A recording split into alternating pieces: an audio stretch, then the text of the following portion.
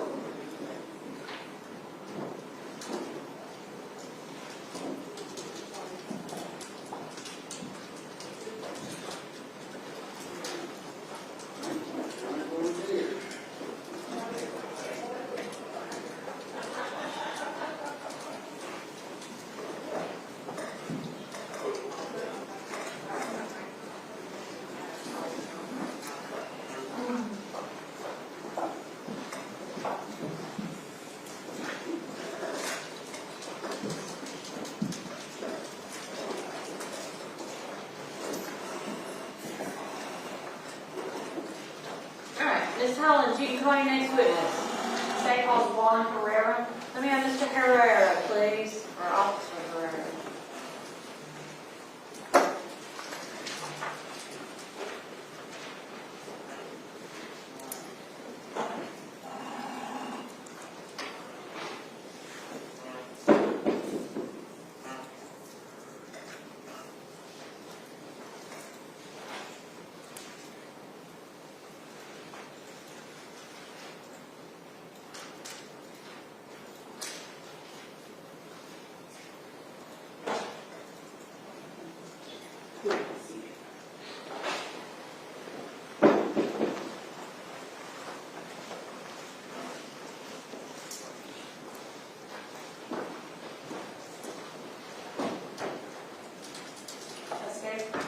Do you swear affirm testimony you shall give here before this court is the truth, the whole truth, and nothing but the truth, so help you God? I do. You would state your name for the record, please. Juan Herrera, Investigator, where do you work? Waterline Police Department. What do you do for Monroe Police Department? On my role as a crime scene investigator, also late in critics handling. So you are primarily a crime scene investigator, and you are also a late crime Yes, ma'am. What do you do for crime scene investigations? Crime scene, when we on call, we respond to different crimes. And how long have you done that? For 19 years. Is that how long you work for Monroe Police Department? Now, I was hired on January 29, 2007. What did you do when you were initially hired? I was a booking officer. And so what did you do from there? From there, I applied for the crime scene due to my training before to the Department of Homeland Security on fingerprint. And then I got the job in March 2009. And since then, you have worked crime scene investigations for Monroe Police Department. Yes, ma'am. Thank you, sir.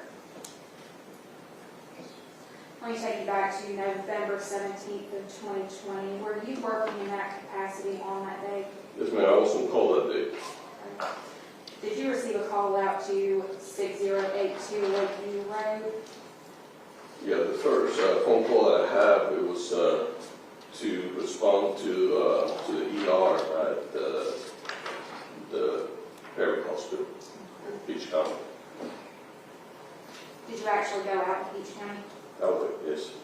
What did you do at Beach County? I met with Coroner Galpin and Juvenile Sergeant Collins to photograph and bag the child so I can send him to the morgue at Houston County. So basically, you saw the child, Karter Ambrose's body at Beach County? Yes, ma'am. And you were taking photos, right? Yes, ma'am. Were you the one who bagged him? Yes, ma'am.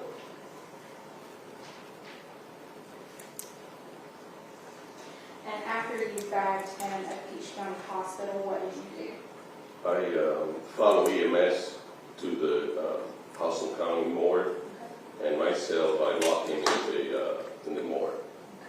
So you transferred the body to the morgue. Yes, ma'am. And what did you do from there? From there, just photographed the lock in the freezer and cooler section and just went back to the scene. And by the scene, what is the address for the scene? Yeah, so the scene,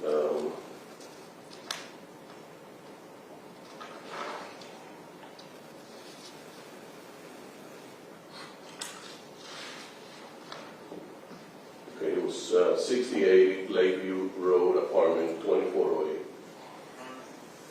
And that's in Houston County, right? Yes, ma'am. What did you do when you arrived on scene? When I arrived to the scene, I met with Officer Matthew. He had the scene secured. So then I also met with Sergeant Collins from Houston County, investigator, and proceed to start photographing, documenting the scene and collecting evidence as a request of the Sergeant Collins. Great, thank you, sir. Tell us how you process the scene. If when we get to the scene, we start with photograph. We photograph the entire scene.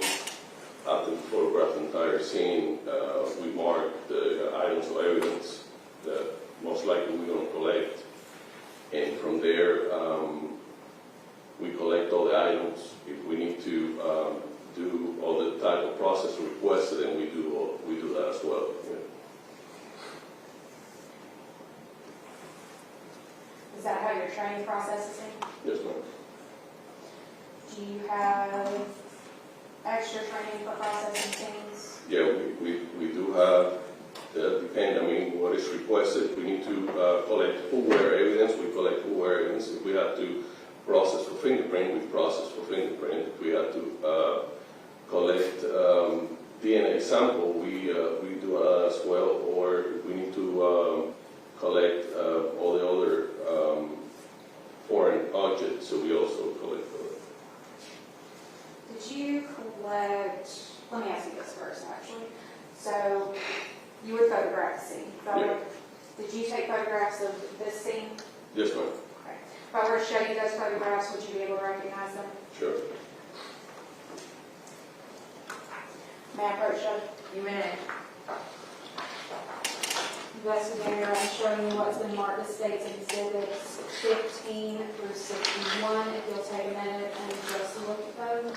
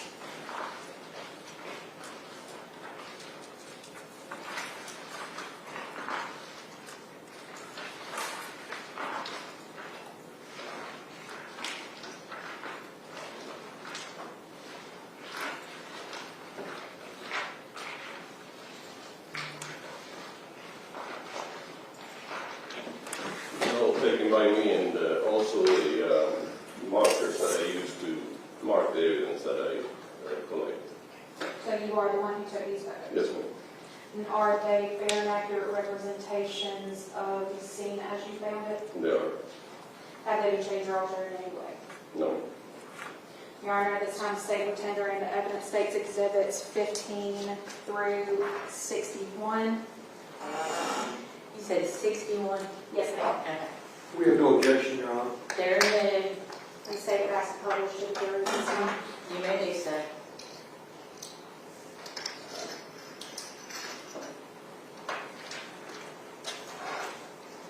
Officer Carrera, if you would kind of turn around a little bit when we put these up on the screen.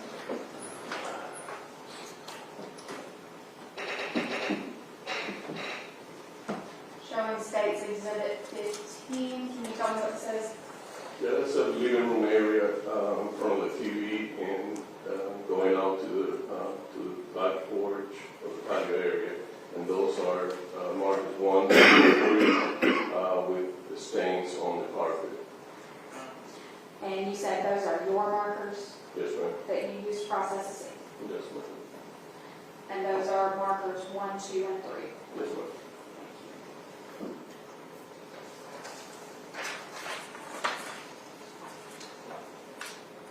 State's Exhibit 16. Investigator, if you could tell me what this is? Yeah, it's a close-up picture of the stain that are marked as item number 1. And what is that item number 2 up there?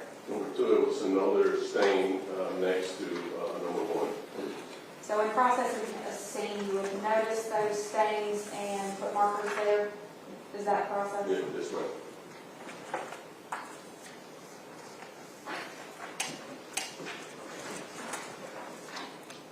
State 17.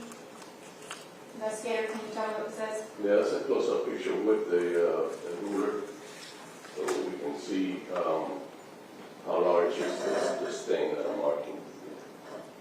So, just to be clear, that is your marker number 1, your ruler, measuring the stain that you found there.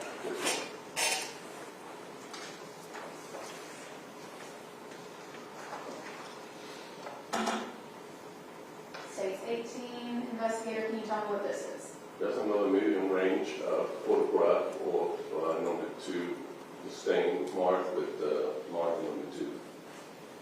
So you mentioned medium range. Can you tell me what that means? We do, the way that we, for evidence that we collect of items for evidence, we do overall pictures, medium, and close. So, So this will be a medium range photograph. the ruler, yeah.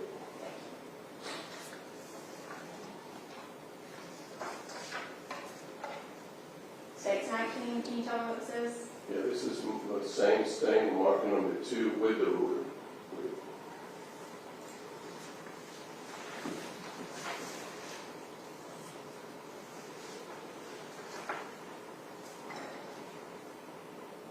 States 20, investigator, can you tell me what this is? Yeah, that's a close-up picture of stain marks number 2 with the ruler as well. So essentially the same picture as States Exhibit 19, just close range. Yes, ma'am. Thank you, sir.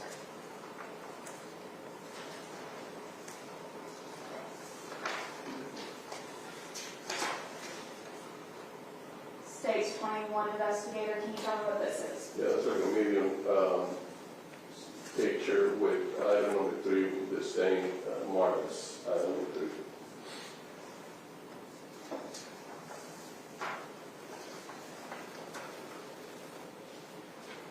States 22, investigator, can you tell me what this is? It's the same stain mark number 3 with the ruler.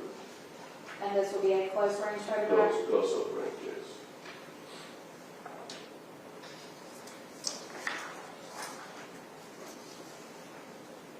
States 23, Same stain number 3 marker with the ruler. Most of the time we take several pictures. We focus on to make sure that we can focus right and we can see it well. essentially so you can get a clearer picture, is that right?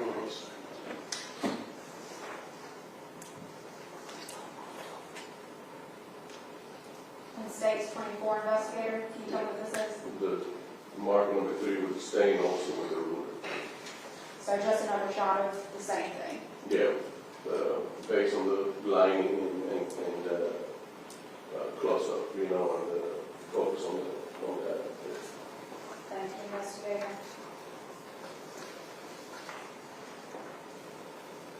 States 25, investigator, we've moved on from markers 1, 2, and 3. Can you tell me what is shown in this photograph? Yeah, it was a napkin with stains located in the counter next to the sink with marker number 4.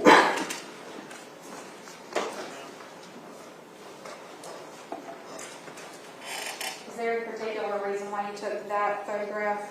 Yes, because of the stains that the napkin contained. The same as that the napkin contained? Yeah.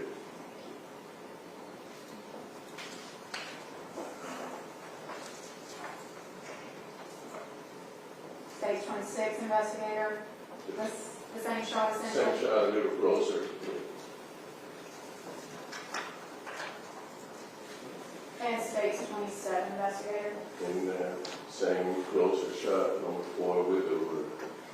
So this is another view of the marker number 4, the napkin that's like, Yes, and we always also use the ruler for the sides of that.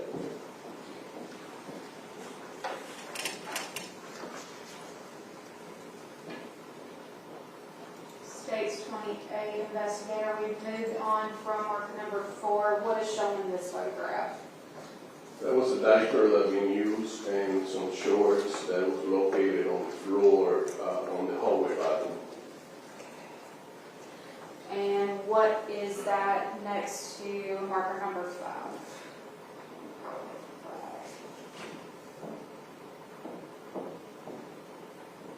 The diaper. So the diaper is next to marker number 5, and the shorts are next to marker number 6. This one. Do you recall why you took photos of those particular items? Do I recall what you said? Why Do I did you recall take that picture? Yes, ma'am. Why did you take pictures of those? I took a picture because being the location where it was, and also the diaper contained pieces, and it can be taken to the lab if it's necessary.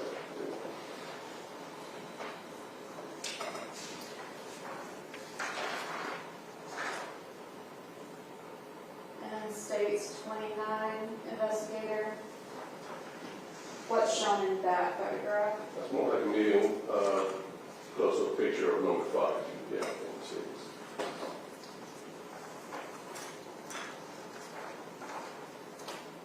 States 30, what is this? And that's a close-up picture on item number 5, the diaper with the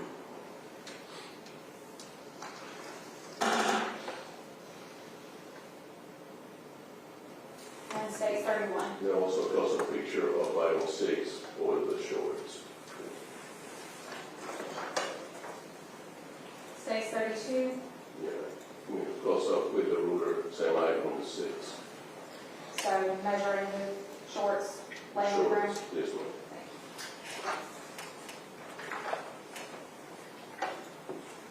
States 33. Can you tell me what's in this photograph? This is a overall picture. This area is located in the master bedroom floor, in the carpet area, and overall item 7 through 11. So this photograph was taken in the master bedroom, and those are marker numbers 7, 8, 9, 10, and 11. Yes, ma'am.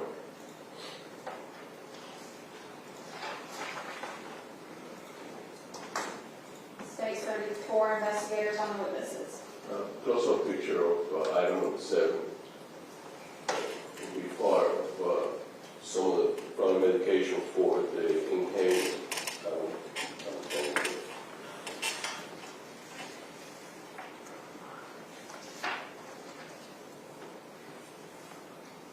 States 35, investigator, what is this? Close-up picture of the inhaler right next to the Huggies.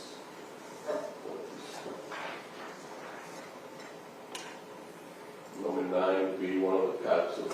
I think probably medication for the inhaler.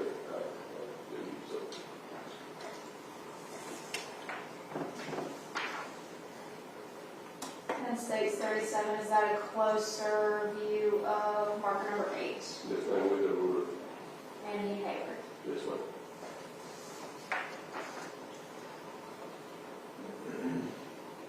States 38, is that a closer shot of marker number 9? This one with the ruler. Those would be capsules for, say, a breathing machine. I believe so, yes.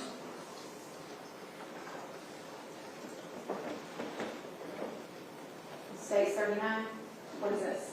10, market 10 will show the nebulizer, I believe, will be the treatment for asthma, most likely.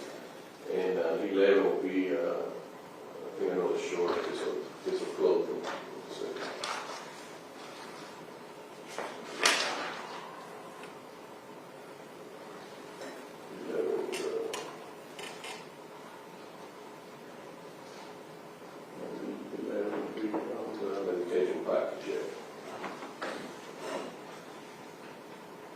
said marker number 11 would be the medication package.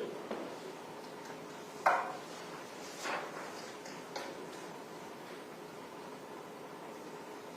State Exhibit 40, what is this? Over here, number 10 is a close-up picture of the ruler of the, over the nose piece of the animal.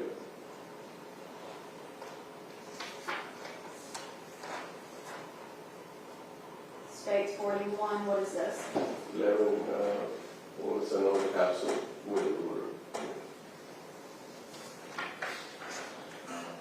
That was the medication packet that I told you. That was marked 11. I couldn't see it well.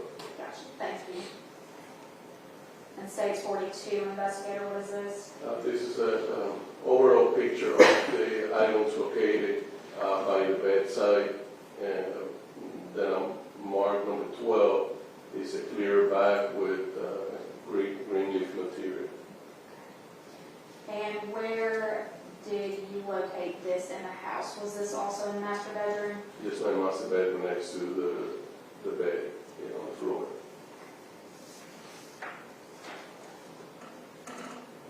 States 12, what is this?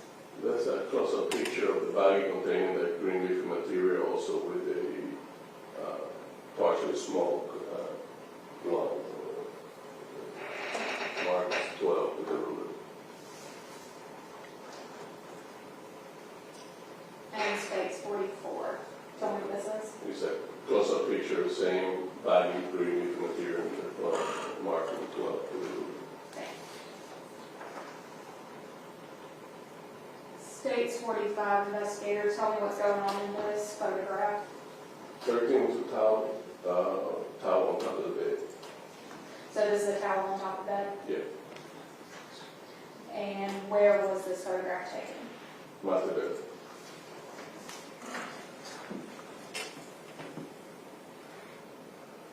States 46, what's going on in this photograph? This is also on the master bedroom area, floor area, and marker 14.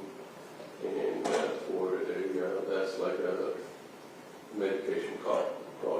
And 14 would be another, type of maybe part of the inhaler used to for that purpose. So marker 14 is placed next to something that appears to be part of, say, an inhaler or some kind of medical device. Yes, ma'am.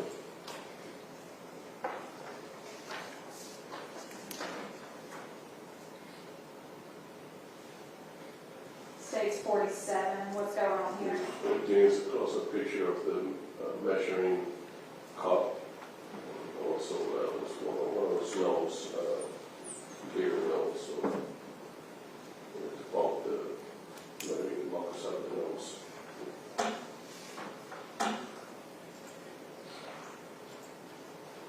States 48, investigator, what's going on here?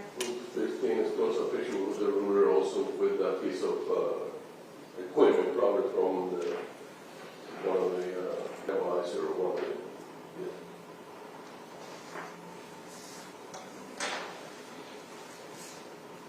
States 49, investigator, tell me what's going on in this photograph. This is the bedroom, the child's bedroom, and this is, it was two beds, a large bed and the child's bed, so this should be the child's bed against the wall with a marker, I believe, 16? Let's see, yeah, 16 and 17. So 16 will be marking the stain on the bed, and 17 the pillow, stain on the pillow. And just a note, because there's a little bit of a glare on the screen here, that marker where that glare is marker number 16. Yeah, from here I can hardly see it, but it's 16, right? Yeah. And that is next to a stain on the bed. This one, And marker number 17 is another stain. this one. Why did you take pictures of these particular things? I take picture because it could be body fluid, it could be vomit, it could be something related to the type of scene that I was working.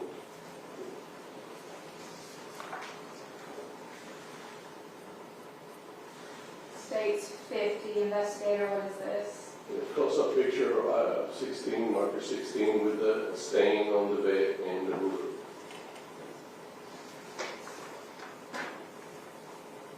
States 51, what is this? Another picture, item 16, the same stain on the child's bed with the ruler. States 52,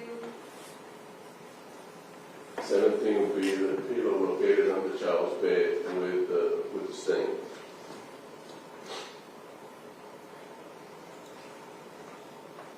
and again, there's that glare, the stain is kind of where that glare is, right? Yeah, kind of pinkish, yeah.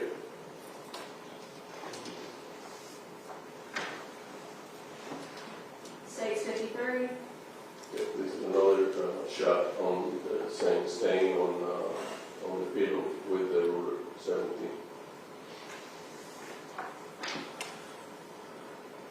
States 54, And marker 18 is the pillow located on the larger bed located in the child's bedroom as well, showing the stain on that other pillow as well. and so mark number 18 is next to another stain. Is that right? And located in that pillow. And so this is all still in the bedroom where the smaller child's bed was? Yeah, a larger bed next to his bed in the other corner of the bedroom.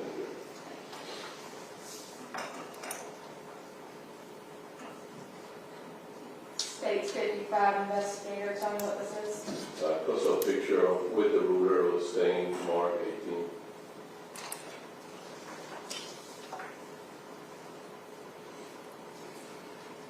States 56, what is this?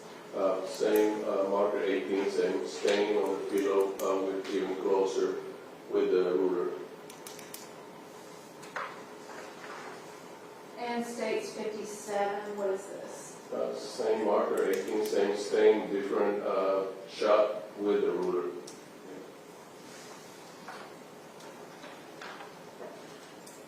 States 58, what is this? This is the kitchen area. This medication, I got this medication from one of the top drawers area on top here. Marker 19. States 59, what is this? Close-up picture of all the medication. We can see the what medication is what. And marker 19. Yeah. Is there a reason why you took pictures of the medication? Yeah, we do. We collect medication on child's bed, and most of the dead we also collect medication.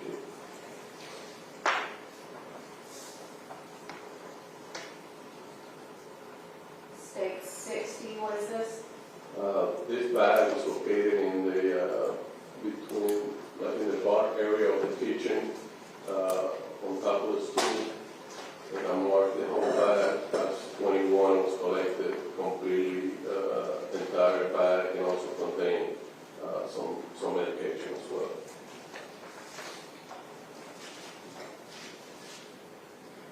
And state 61, what is this? Close-up picture of marker 21 from that bag. The medication was inside the bag.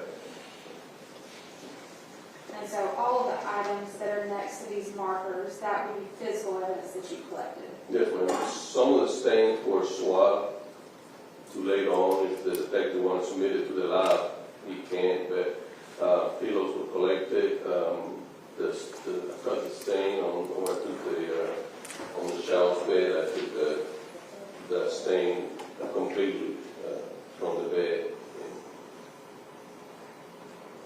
Now, do you do testing for, say, swab stains No. in-house, or is that sent to GBI? Yeah, the detective will send it to the GBI. We just do the collection. Do you do any more of the investigation other than process the scene? All the documentation and collection of the crime scene.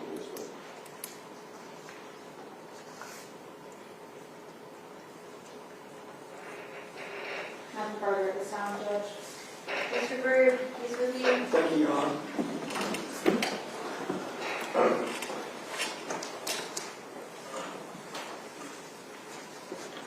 Investigator, good to see you again. Yes, sir, thank you. So, Jeff Grew, I hope your family's doing well. yes, sir, everybody okay, thank you. Once again, you were, based on your job as a crime scene investigator, you were requested to go to the original to the Peach County Hospital there in what's considered Byron, is that correct? Yes, sir.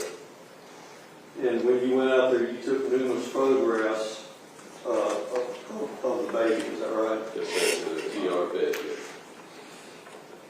As a result of that, you were, you got out there a little bit before noon on that particular day, is that right? Yes, sir, it's actually,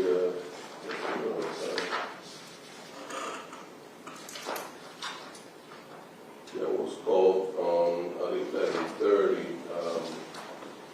I arrived at 11:49. 49. And that you stayed out there and took photographs, and you were out there, I don't know, 30, 45 minutes or so, is that correct? Yes, sir. At that particular time, you then followed, or who was it that actually took the baby to the morgue?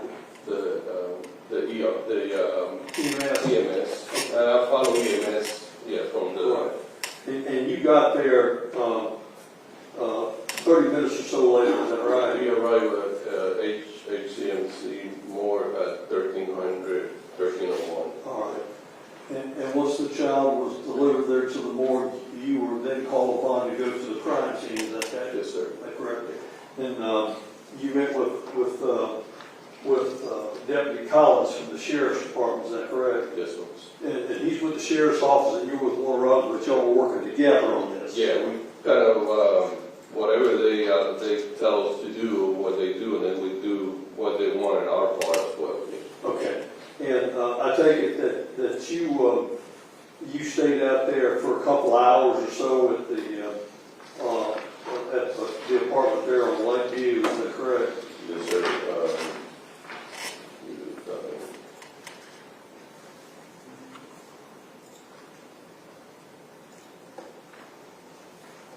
Yeah, I released the scene at 15:40. Okay. That would have been 3:40 in the afternoon, is that correct? Yes, sir. And then from there, you eventually returned to the police department at about 5:30 that night, is that correct? 17:30, yes, sir. Okay. I take it that the photographs that we looked at, all these photographs, you took a lot more photographs than that, didn't you? Yes, sir. I mean, you probably took more than 100 more, Yeah. on that correct? Yes, sir. And every one of the pictures you provided to the district attorney Yes, sir. that you know of. Mhm. Okay. Now, as far as all these photographs are concerned, you took a lot of pictures of stains. Is that correct? Yes, sir. Stains of carpet, pillows, maybe some sheets. That's what you took Yes, stains yes, of. sir. I mean, did you actually cut them out? I only I took the pillows and I cut the one in the child's bed. All right.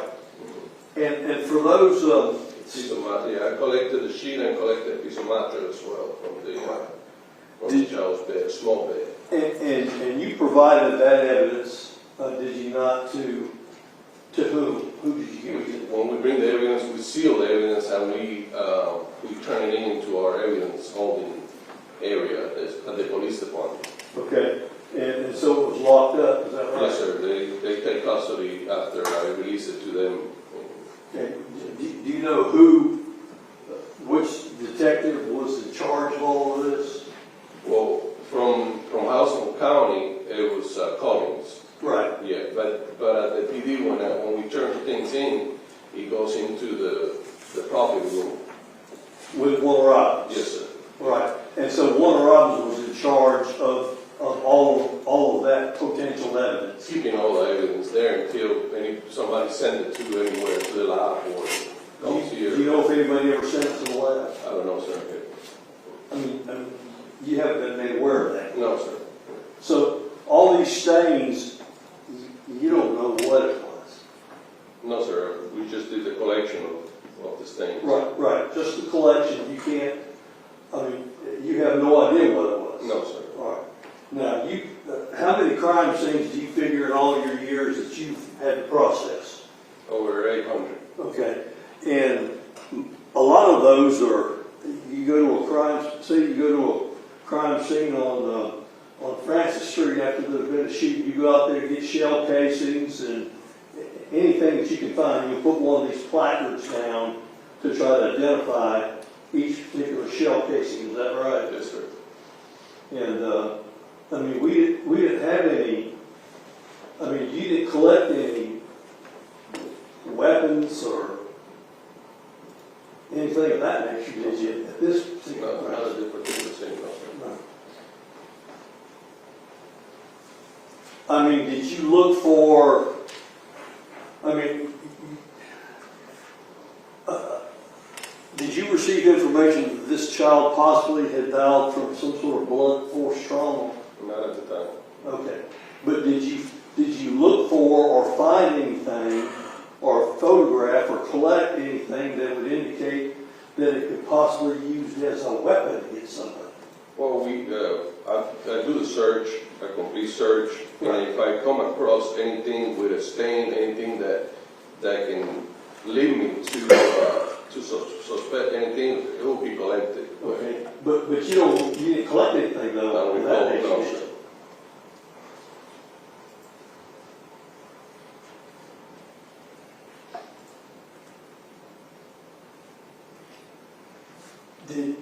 Did you collect, or did you see or collect anything that, based on your years of experience, knew to be blood?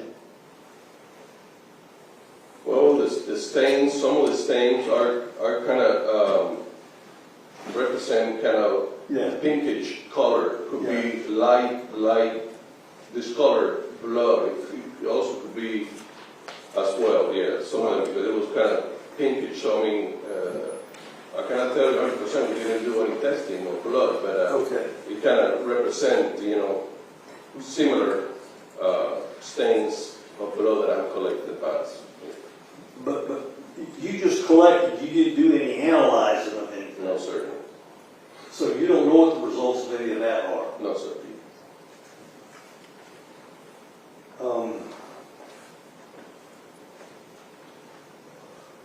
Could you tell from your search and collection as to whether or not there was any evidence inside the apartment of a struggle of some sort?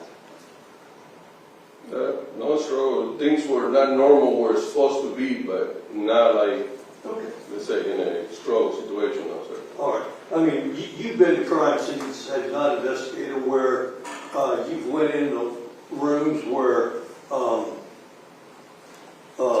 there's furniture upended and trash all over the place and windows broken and stuff like that?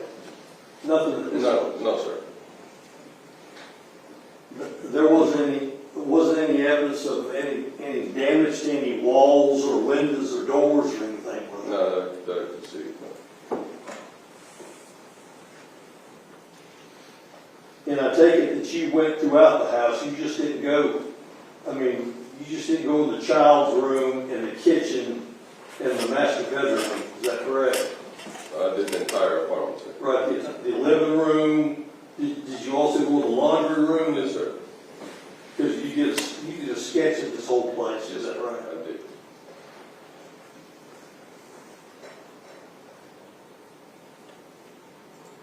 And there was also a balcony that was on the back of the apartment. Did you check the balcony also? Yeah, it was locked. It was locked at the time. It was locked? It was fine, yeah. But did you ever have the occasion to go out to the Yeah, balcony? it was remarkable. It was fine. It was unremarkable? Not yet.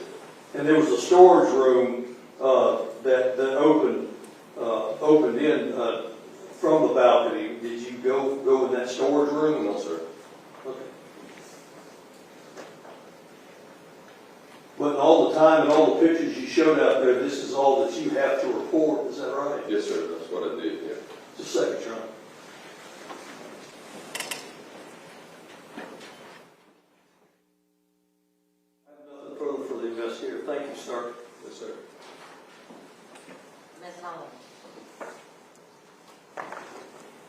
Investigator, just a few more questions about the stains.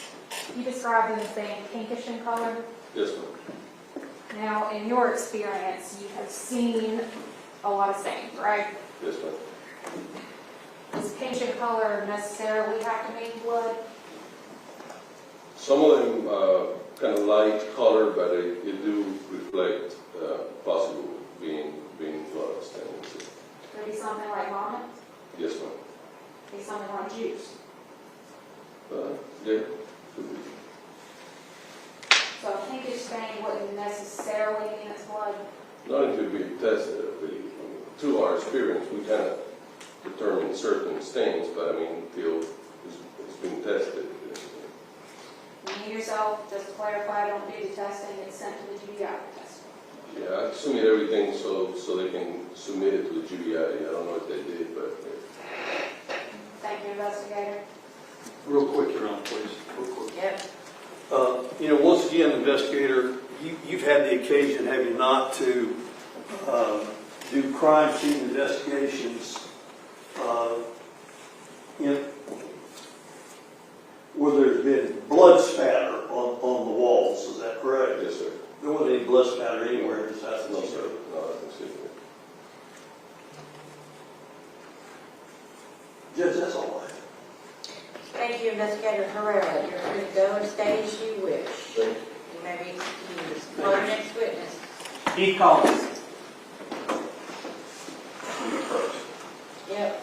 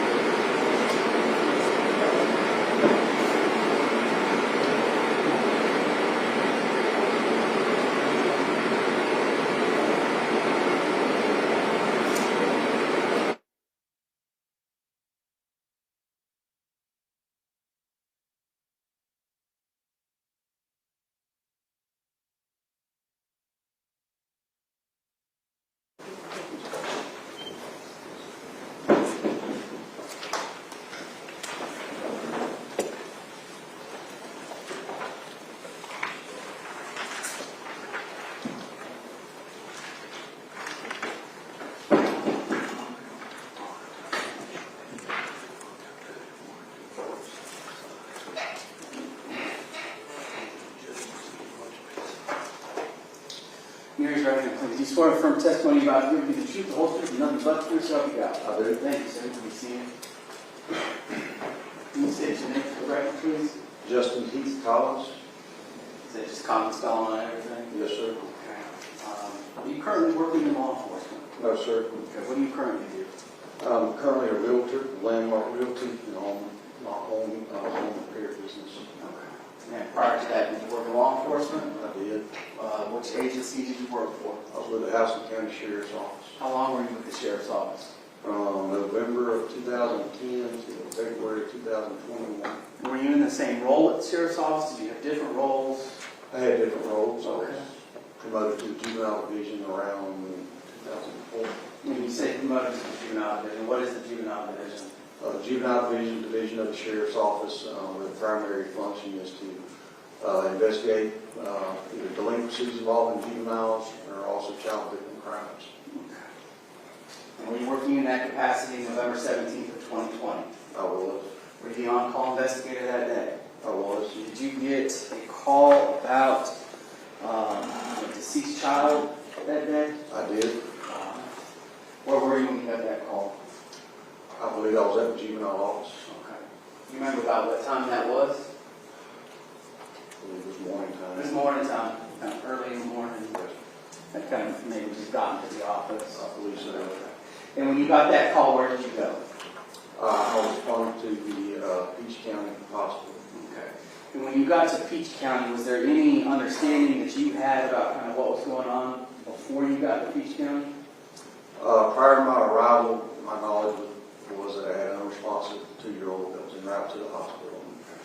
And when you got to Peach County, were you able to identify the child involved? Yes. What was his name?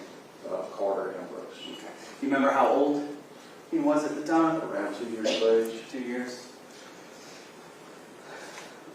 At Peach County, was he still alive when you got there?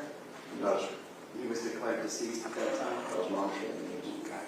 Was there anybody there, was there anybody there that you had any contact with associated with the child? My initial contact was with hospital staff, who informed me of the child was deceased. And then at some point I made brief contact with the family. Okay. And at this point, did you have any kind of working knowledge about how the child may have died? At that point, no, sir. Okay. You didn't have any information about Prior to speaking with the mother. it? Okay. At some point, were you made aware that there was a breathing issue with the child? I was informed of the history of breathing issues with the child, and that the child had prior medical issues in that way. And do you remember how long you stayed at the Peach County Hospital? I don't, but it was probably at least an hour or so.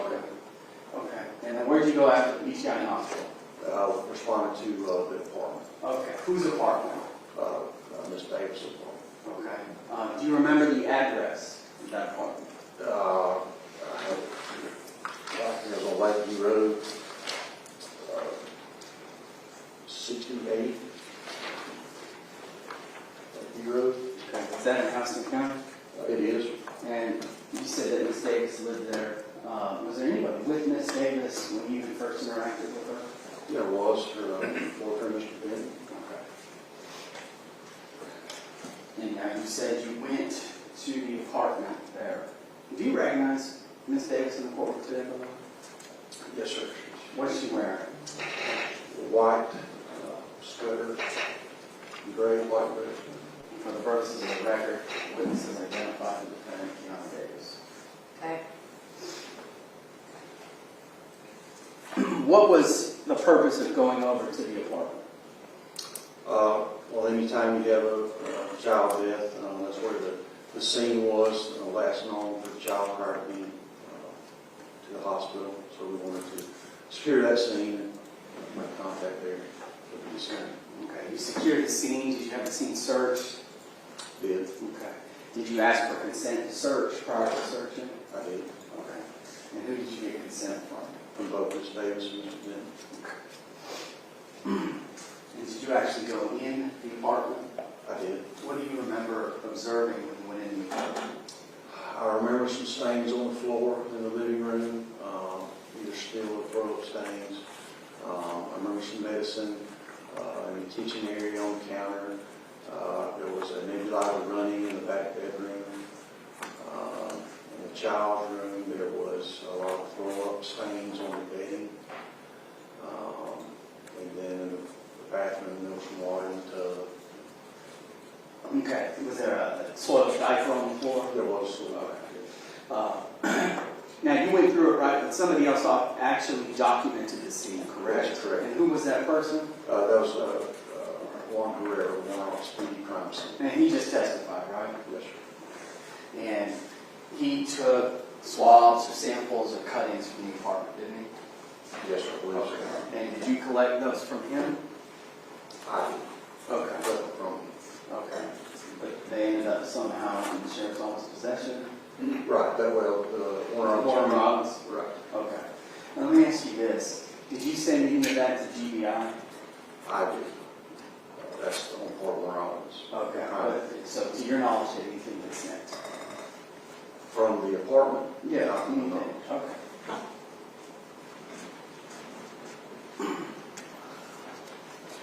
So, at some point, did you take a statement from Miss Davis about what happened? I did. Okay. How many? I spoke to her at the juvenile office on 2 separate occasions. Okay. Do you remember the first occasion? I do. The day after the incident day. Okay. And where did that statement take place? The juvenile division office in Warren Robbins. Okay. Do you remember about what time it took place? I had it documented.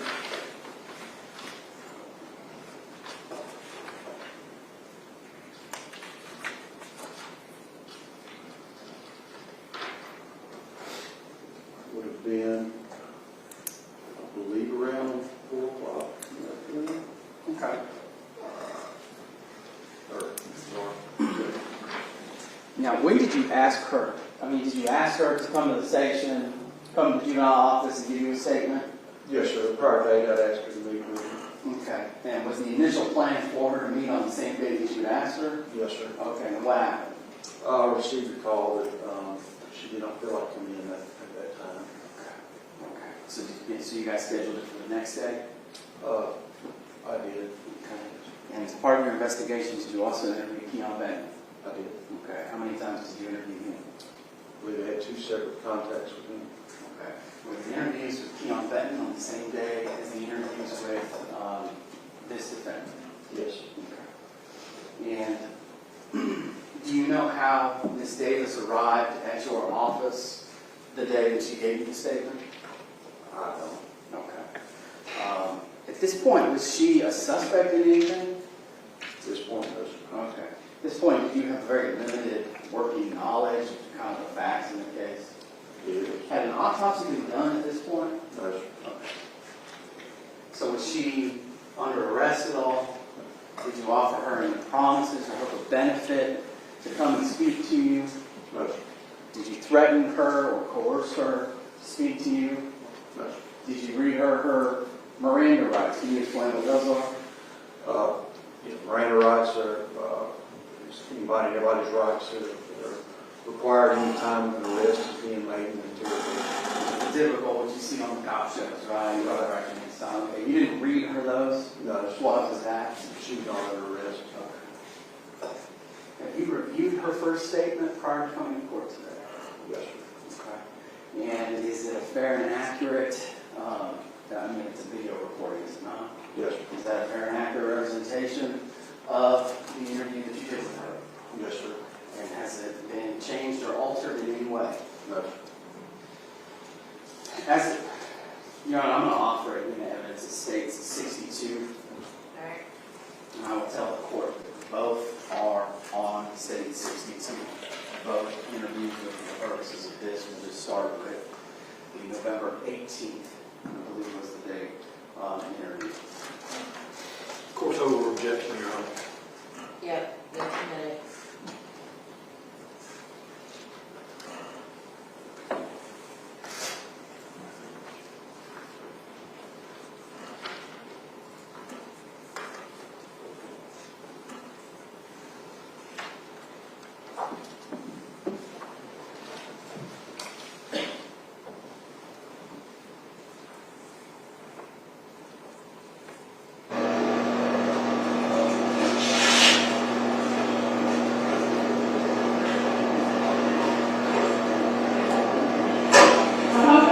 Who is that person right there? This is a defects investigator, Marcus Jackson.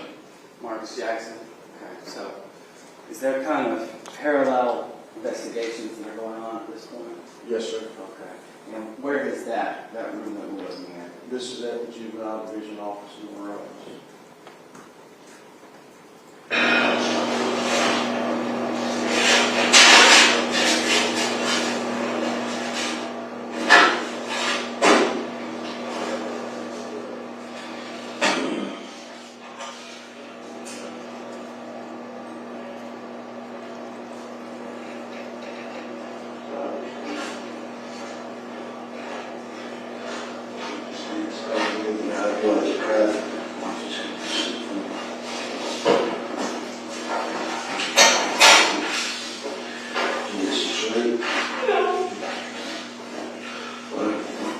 And before I continue, so you reviewed this, right? Yes, sir. So this interview is actually in 2 videos, is it not? Yes, sir. Okay. So if one stops just for the purposes of everybody in the courtroom, we have another part to That's this. correct. So try to do this and keep dealing with it, okay?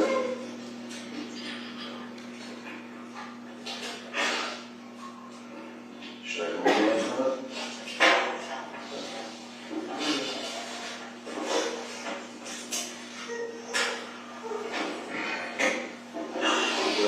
Need some water or something, yeah.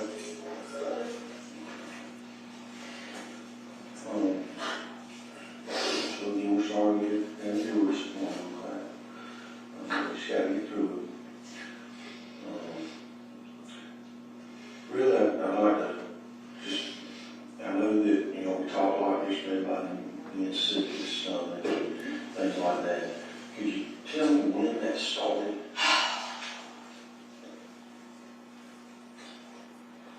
Friday, I picked him up from daycare.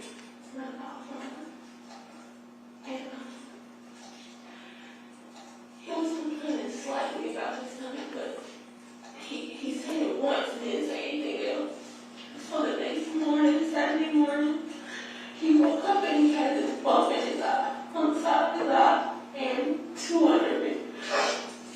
And he was just rubbing it, so I was just like, he's so used to having allergic reactions that I just thought it was another allergic reaction. So when he rubbed it, the eye swelled up, and I gave him some Benadryl, and he was taking Benadryl all day Saturday, every 6 hours, all day Sunday, every 6 hours. And then on Sunday, I cooked dinner. And he was happy, nothing was wrong. He ate, and then after he ate that night, I put him in the bed, and he usually watches Cars. And he said, "Mommy, my stomach hurts. My stomach hurts." And I said, "Okay, baby, just lay down." And that was Sunday night.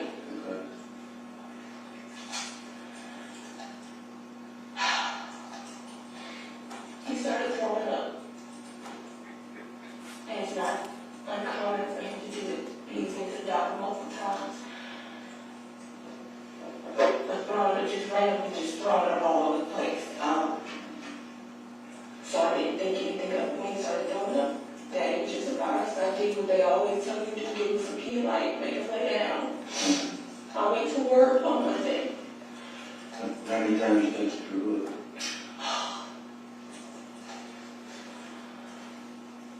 Once on his little beanbag, on the floor, on the couch.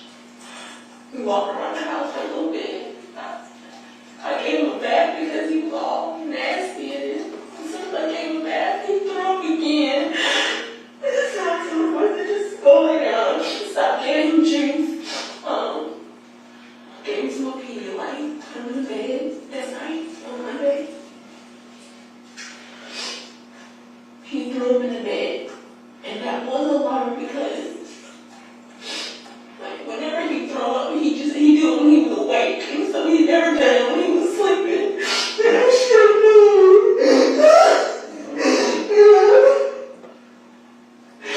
Well, you couldn't have known. Monday night, I went in the room, and I saw him threw on himself, and so I picked him up, and I took his shirt off, and I put him in the other bed. He had 2 beds in his room. And when I moved him, he kind of whined like I was hurting him. And I said, "Are you okay?" He said, "Okay." He said, "My stomach hurts, Mommy. My stomach hurts." I said, "Okay, baby, just go back to sleep." I said, "You'll feel better in the morning." Can you tell me about what happened? Probably 2 or 3 o'clock in the morning. Okay, so Monday night. Yeah. I got up for work that morning, and I went in his room to check out, and he was kind of laying off the bed. And so I pushed him back on the bed, and he kind of nudged me, and I'm like, hurting, and that's when I said, "Are you okay, baby?" He said, "What's up?" I said, "You want to go lay down with Kiyon? That's my boyfriend." He said, "Mm-hmm." And I said, "Okay." And I went in the room, I finished getting dressed. Kiyon got him and laid down with him in the bed. And I went in the room and I kissed him and I said, "I love you." And he was just laying there, nothing was wrong. I swear to you. I'm so cautious during this time because during this time of year he always gets sick. He has a lot of respiratory issues, so I'm so cautious. If something was wrong, I would let him know. I was insulted. And he was just laying there and he said, "Come on me." He gave me a kiss. I left. Was it have any breathing issues at all? No breathing issues? No, I can only back when I gave him a kiss. And I know that he has breathing issues. I'm used to it. Right. So I went to work. I work in Jones County. And you left about what time? I left at 7:15. Okay. I got in Jones County around 8:30, 8:15. I stopped and got gas. I went to school. I was there for about 10 minutes when my boyfriend called me. He said, Karter he was weak. He was weak. And he was on FaceTime with me the whole time. He said he's breathing weird. I said, well, just go get his treatment and just give him a treatment. At what time did you say he called you? This is about 9.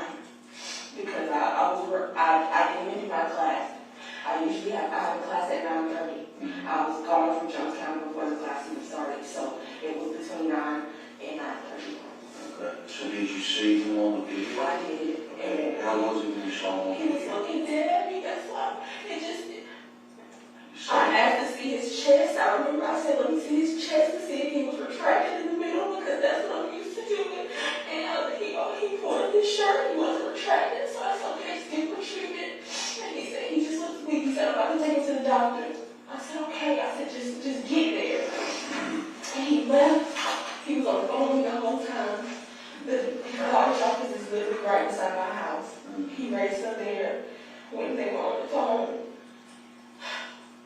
All I heard was the doctor just grabbing his knees. He got pulse. I was just on the phone just driving. I was trying to get here. I don't know what happened after that. All I know is that they told me to meet him in Madison. I got to Madison. I understand. Going back just a little bit. You said that was around 9. Yes. You're not exactly sure the time? I'm almost positive it has to be around 9. I got to Jones County at 8:30. I was only in the room by myself, or just not on the phone with anybody. I was just by myself getting the class ready for about 15, 20 minutes. Okay. All right. So I want you to think about when he called you, video called you, and showed him to you. Can you describe him to me? Was he making noises? He was making noises. He was talking. He was talking? He was talking.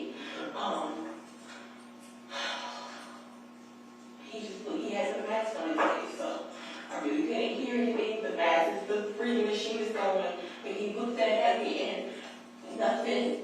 So he was already on the breathing machine? He was on the breathing machine. He called you? Now he called me. He wasn't on it when he called me, but he said he's not breathing on me. I said, just get him the breathing treatment. I told him where it was. It was in the laundry room at the top of the counter on the top. And I said, just get it and give him a treatment. I said, give him the ball because he takes 2 different ones. So he said he wasn't breathing? He said he wasn't breathing regularly. Okay. That's why I asked to see his chest.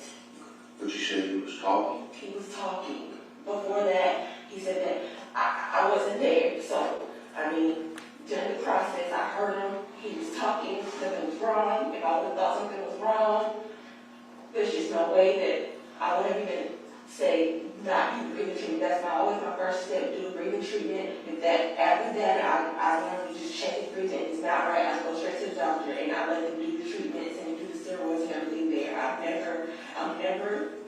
When's the last time he's had any kind of breathing attack? He had a virus a couple months back. But And what did he have been treated for that? he had to do a steroid shot. They usually just do a shot immediately because if they don't, his O2 levels go down and he wasn't even, I think he was at like a 92 that day. So they just gave it to him because they know how bad it can get. The entire doctor is very aware of Karter and all of his issues. Yes. Could you have your phone? Could I ask you to give me the time that you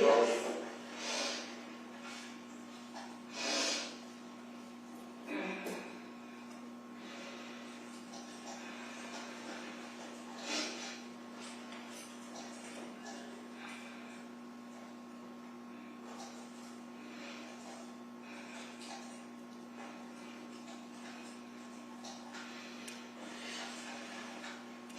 Now 15.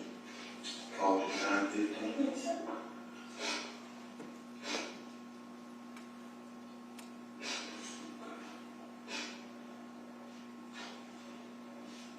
As soon as he called him, I jumped up. Okay. Because I called my boss right after. Where was he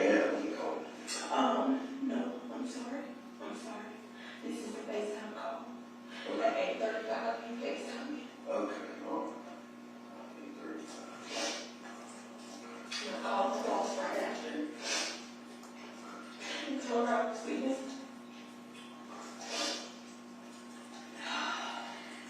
So, what room of the house was he in when he called you? My bedroom. He was in the bedroom?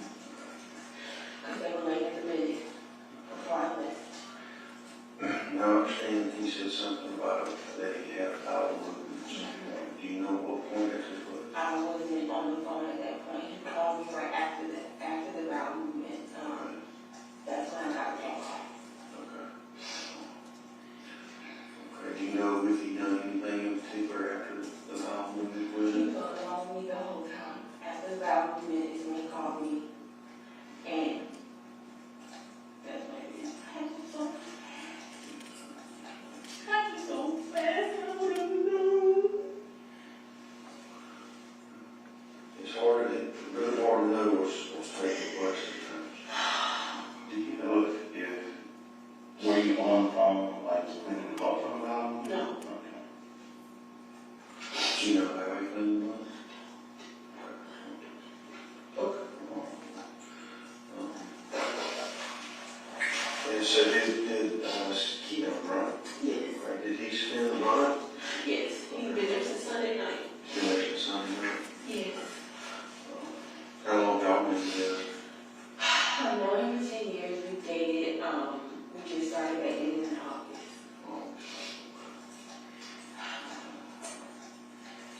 So you kept him at all before? He has a daughter.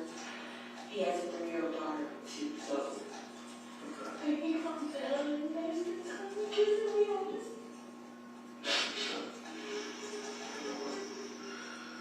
So you said he's been a kid, does he know the, all the medical issues that he has? I fully equipped him. That's why he knew what to do. Because I had already shown him he was before. When Karter had to take a treatment there, I showed him how to do it. He knew. Everyone around him knew. I made sure of that.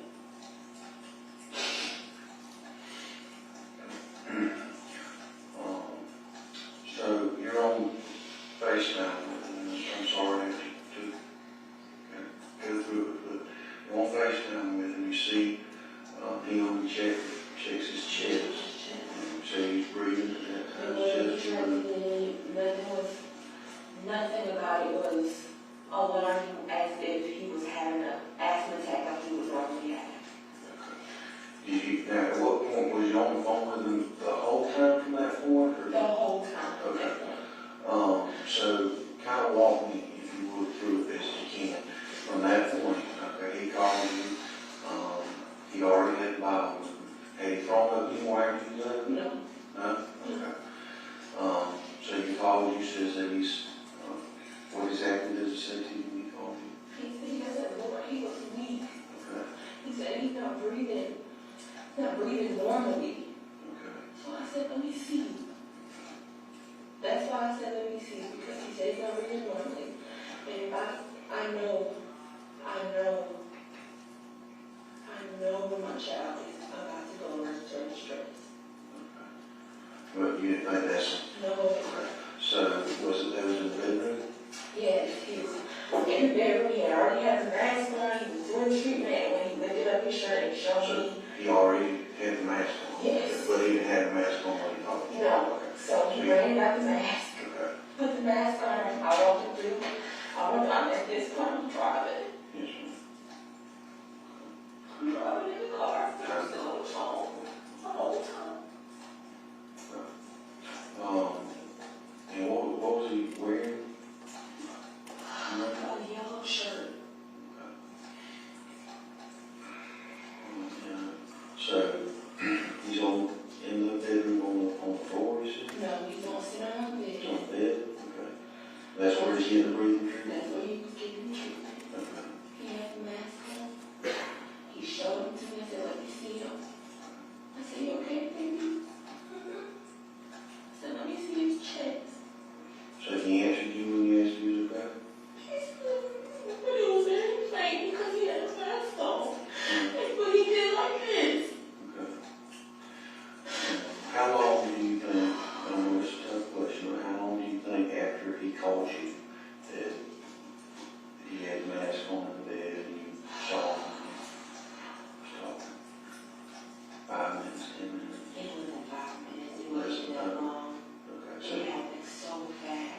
Just within a few minutes of him calling? Within a few minutes, because he called me because he looked weak and then he said he's not breathing on me, so I immediately said, go get the treatment. I didn't even, I didn't ask him questions or anything before he put the meds on. Was he, did he have the shirt on, he had any pants on? He had, when I left, he had my IPW and suits and pants, so. When he was in the bed, was he wrapped up? Was he just on top of the covers? He was wrapped up, he threw him on covers. But that was him. And he threw up on the covers at what point? That was when he was in the bed before I moved him. Before you? Yes, he didn't throw up again when I got up that morning for work. Did he eat anything, y'all, other than I know y'all said he had eat like? He wouldn't eat, he wouldn't drink anything, but that's his normal whenever he was throwing up like that. He doesn't even like Pedialyte, so I wasn't even surprised that he wouldn't really drink that. He would drink the juice though, and I stopped giving it to him because that's what he was throwing up. Do you know what he ate all weekend? I cooked beef tips and rice on Sunday. Saturday, he just had beefaroni and normal. And then we went Saturday, we went to my granddaddy's house. And I cooked dinner on my granddaddy, and he was fine. He was walking around, running around with his toys, nothing out of the ordinary.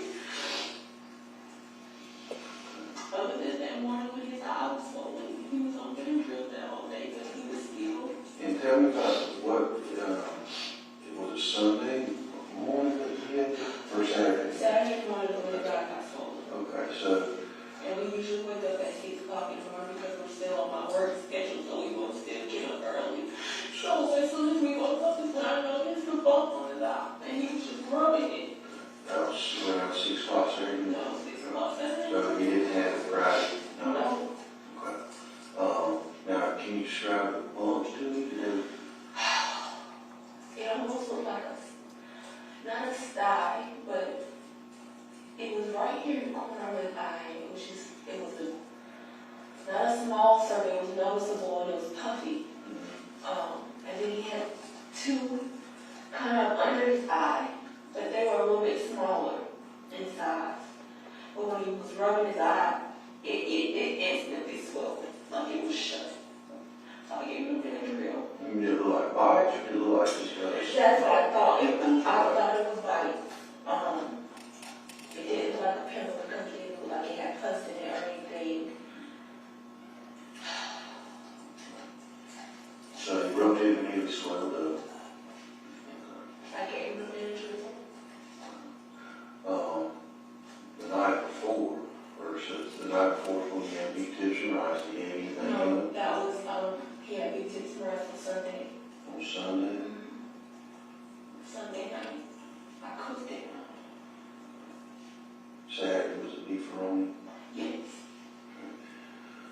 And we also ate at my grandfather's house, so we had, because I went over there and I cooked Saturday, we had, cube steak and mashed potatoes.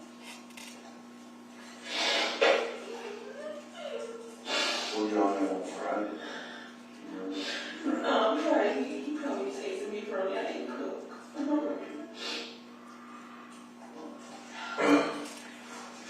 Yeah. That was Saturday. It was Friday. Is that at your grandmother's house? Yes.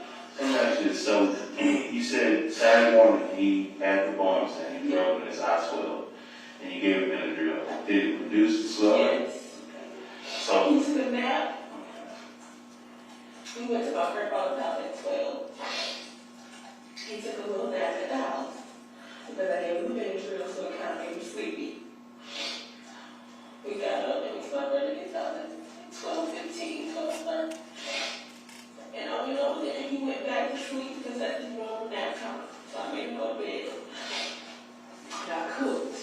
So what time did you get back home? On Saturday, I'm not sure, it was after 5. Okay. But you went to your granddad's at what time? At 12:15, 12:30. And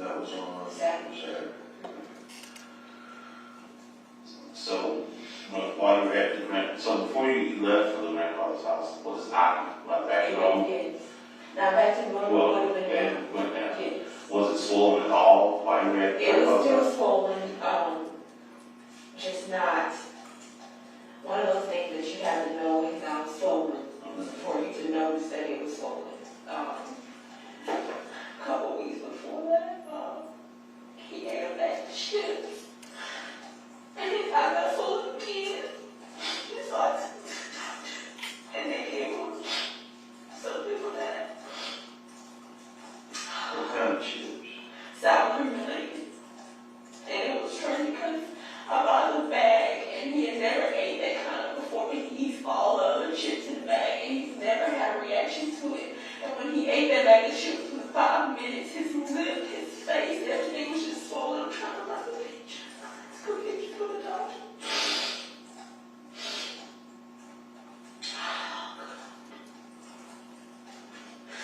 Here.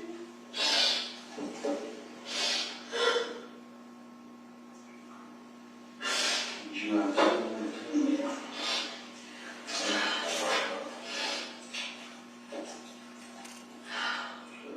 I'll see you all. One time. Can you send a normal, regular face out of what the face where it's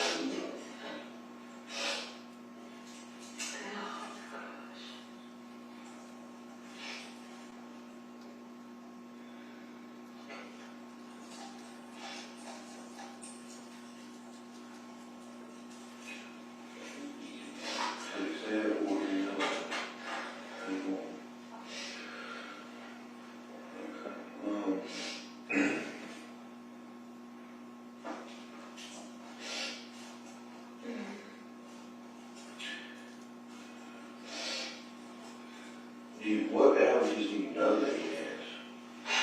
They haven't tested him, and that has been my problem. This entire time I've asked for him to be tested for allergies, and they kept saying he's too young.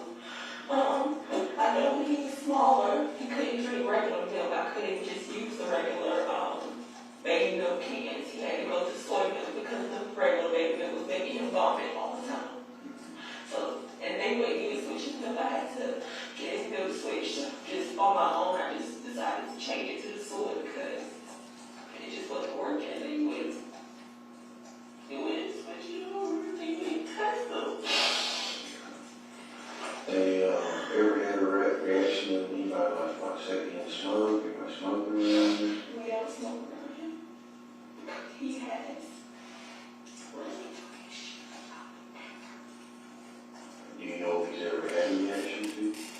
No. He's only had a reaction to the chips, his brain reaction to the milk, then the viruses. Anytime he gets sick with the virus, he always goes respiratory distress. Every time. It started when he was 1, the day after his birthday. We spent 3 minutes in the ICU.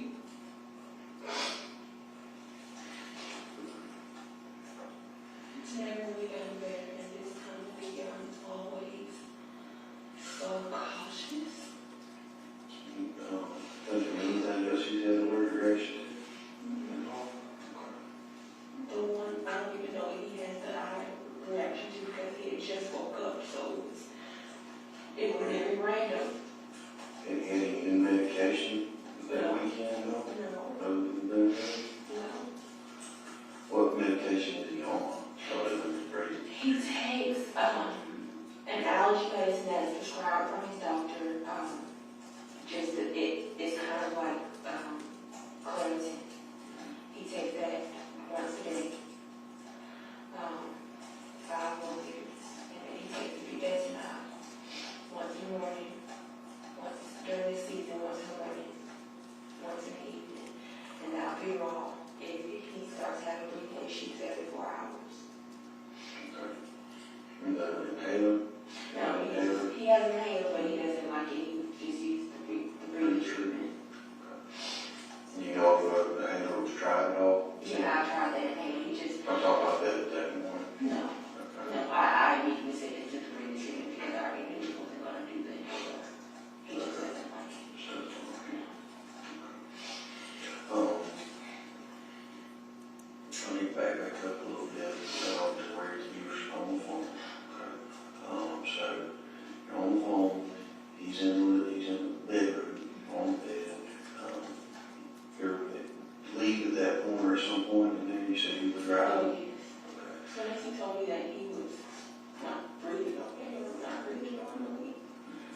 ran out of childcare. Did you see at what point he moved him or from the bed anywhere else? Because he put the phone down, to go get the treatment out of the laundry room. I told him, call me. I guess lay on the bed. Couldn't see anything because at that point I was driving and trying to get Sure. to him. I just know that I told him, I said, let me see him.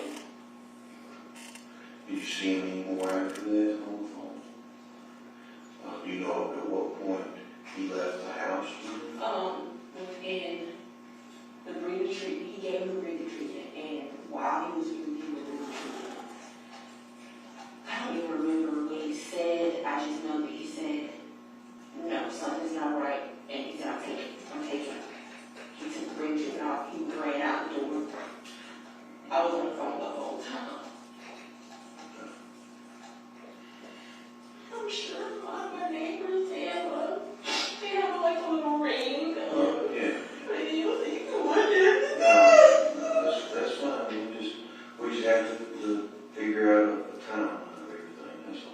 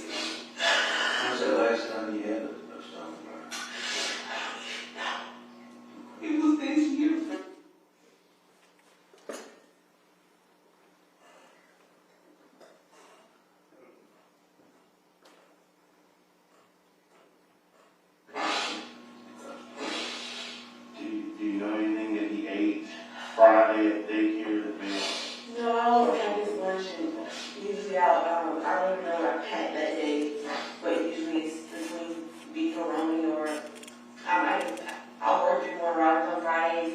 I don't even know if I pick that day to bring them lunch. Everything is just I didn't even think of it. And you went to the store recently for any of that stuff, or is that stuff you had in the cabinet? Yes, because I went to the store maybe a week ago, and I got everything he needed for the weekend. His daycare lady, her nephew has same kind of breathing treatment, so I trusted her with him. She knows how to give him the treatment if something's wrong. And was just aware also. But it was kind of sudden because he hadn't had that breathing issue for a while. And that morning when you left, he was not having any trouble at all breathing. It's like, I don't understand. But he was sick in his stomach. He's continually his stomach hurt. And he doesn't even like to lay on his stomach. But he was laying on his stomach.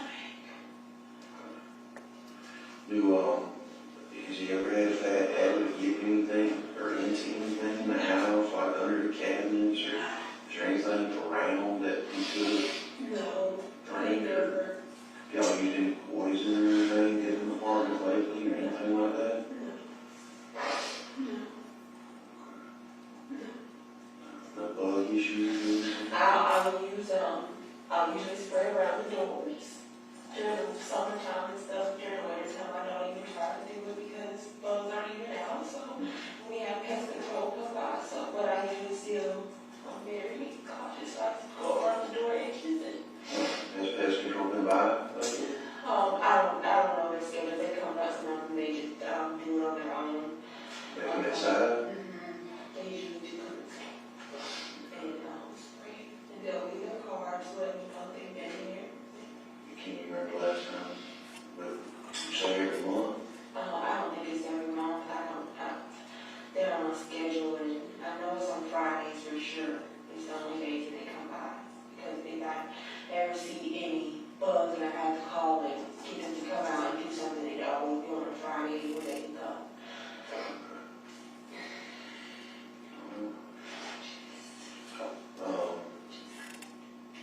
Now, I know I probably already asked you, but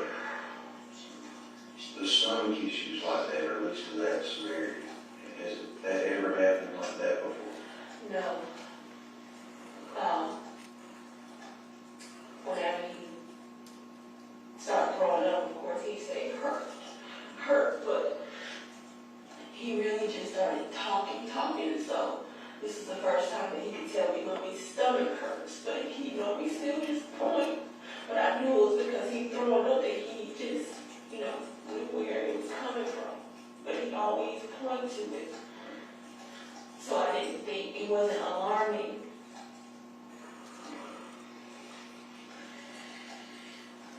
That's what I'm sure. Nothing. He didn't show me no signs or anything. I understand.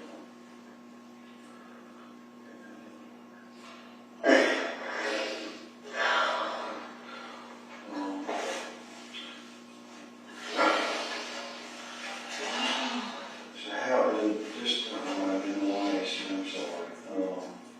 How often when's the last time Kianna's kept it?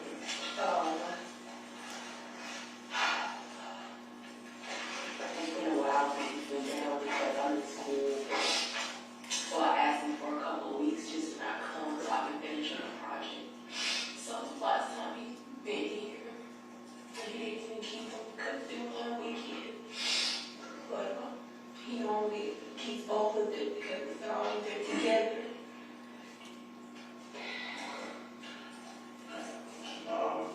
So Monday, he said you went to work. So who kept, and Monday was he going to take care? No, Monday, he was with Kiyon.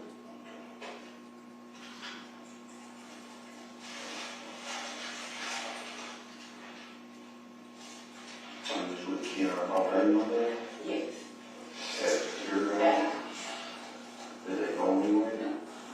I don't allow that.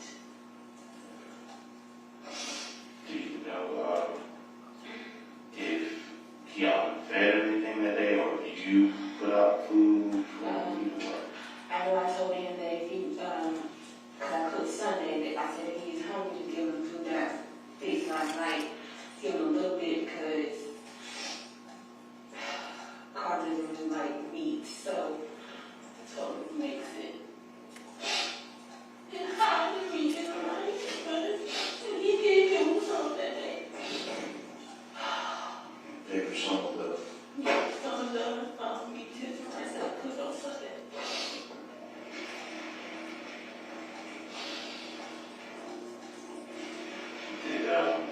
Did Kiyon report any kind of car acting weird at all Monday? So for Kiyon itself, we're in the process of high training, and I put the underwear on Karter. He knows not to pee on himself. So I said, put the underwear on him because he's probably peeing on himself because of the pull-up.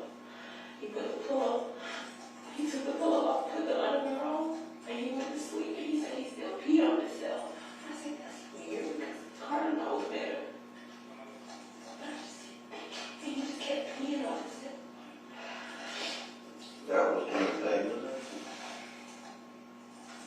And he gave him how he turned himself. Right. But I know he knows when he has all those underwear that he goes to the potty.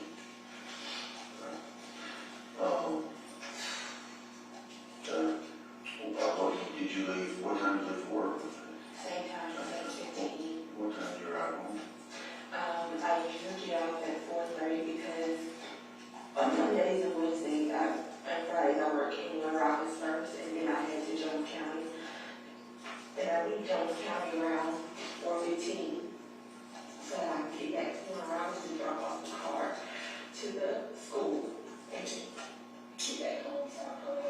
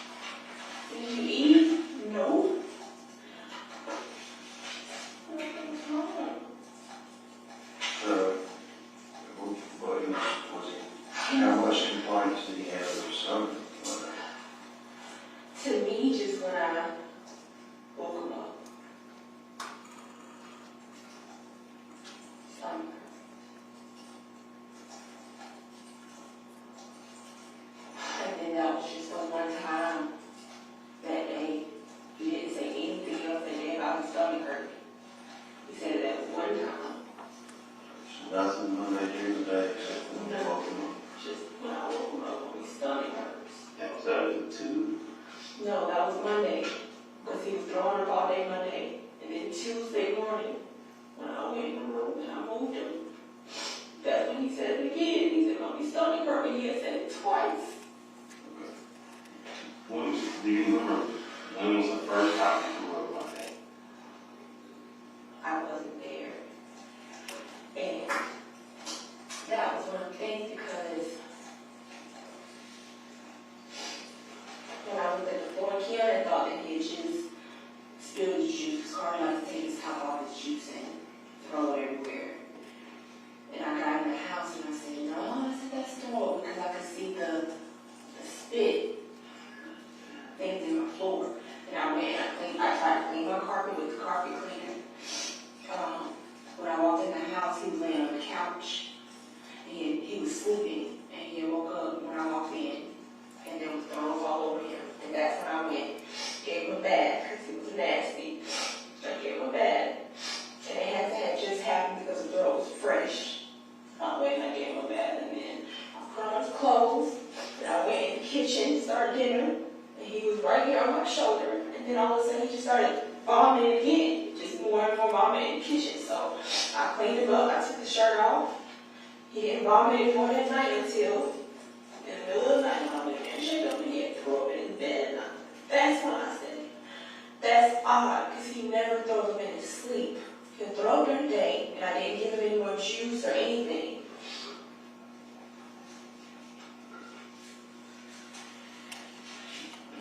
What was the juice? It was Hawaiian punch. It was a mango something flavor. It was orange.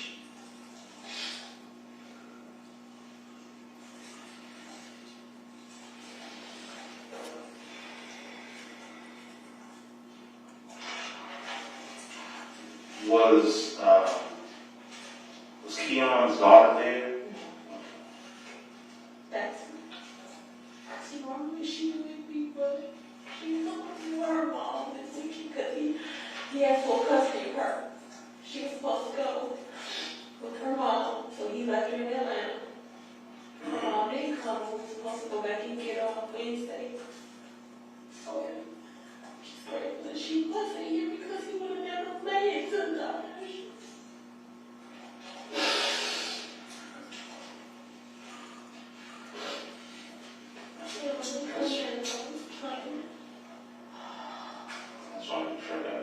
So when you got home Monday, he had already thrown up. He was laying on the couch. He had thrown up, like he had thrown up while he was laying on the couch. But like I said, he looked like he was waking up from a nap because when I walk in the door, my door chime goes off and he knows when I'm coming home. And as soon as he sat up, he did like this. He said, Mommy, gave me a big hug. Nothing was wrong out of the ordinary, so I just went and gave him a bath, and he was, Mommy, I'm nasty. And I said, I know, baby. He took a bowl bath, played with his toys. I took him out. We went in the kitchen, so I could start dinner because he liked to cook with me. And he just started throwing up in the kitchen. And I was like, okay, baby, go lay down, go lay down. And then that night, he ate dinner. And that's what I'm saying. He was fine. And after he threw up, he was in his room. I put him in his high chair and we watched Cars. And I fed him and we were singing and nothing was wrong. No breathing issues at all? He was smiling, laughing, singing, talking. So I thought he was feeling better. Until the morning, until the middle of the night, and he threw up and I was looking at him, maybe he's not feeling better. So I picked him up and put him on the bed. And he acted like what was hurting him.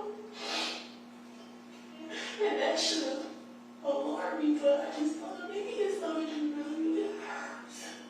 I was lay down and I kissed him and we normally, we had this thing where we kiss each other, but we suck on each other's face. Suck him on something. I did that and he laughed.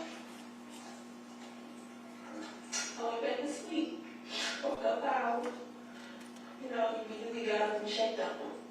And what time was that before? I don't know. I normally get up.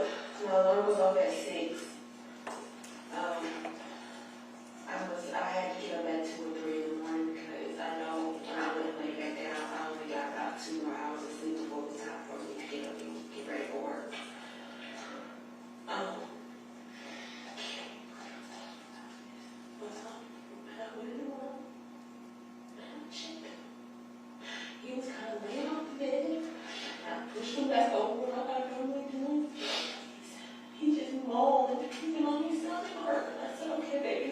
do you want to go in with Kiyon? Because I asked him because I was leaving, I had to get ready, and so I was just going to put him in the room with Kiyon. And when I was getting dressed, Kiyon went and got him. And they were laying in bed together. He was laying on his stomach. You know, wide awake, she started trying to sleep. They're both wide awake. He had got a towel and laid it on his stomach so that if he threw up again, he wouldn't get himself dirty or bed or whatever. And he was just laying there, and I walked over before I left. I gave him both a kiss. Karter, I put my hand on his back because he was laying on Kiyon's chest, and I felt him. He was breathing fine. I gave him a kiss. He said, "Bye, Mommy." And I walked out.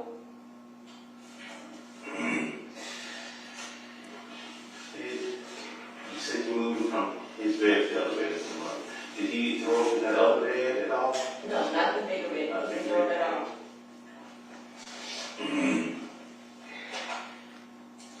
And do you know in his bed what part of his bed he had thrown up in, or where the floor was? The little bed that he was laying on, there was a big circle of just throwing juice. His bed's not that big, so it kind of took up that entire middle part of the bed, which is why I moved him, because it was too much to even try to clean that night or do anything with him, so I just put him in the other bed.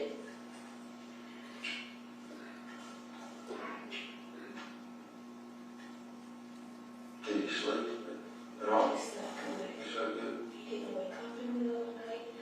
He didn't whine. And he's a crybaby, so normally we're still sleep training and trying to get him used to sleeping in his own bed without me, because he normally will sleep with me on the weekend. So whenever Kiyon would come down, I try to get him to sleep in his own room. And he always, if he wanted me, he'd stand at my door and knock on my door, but lately he's just been getting better at it. So he slept the whole night. Didn't whine. Only whined when I touched him. It was just when I touched him, it was odd. It was just strange, because when he was laying on Kiyon, he wasn't complaining about anything. He didn't say that he hurt me. He was fine.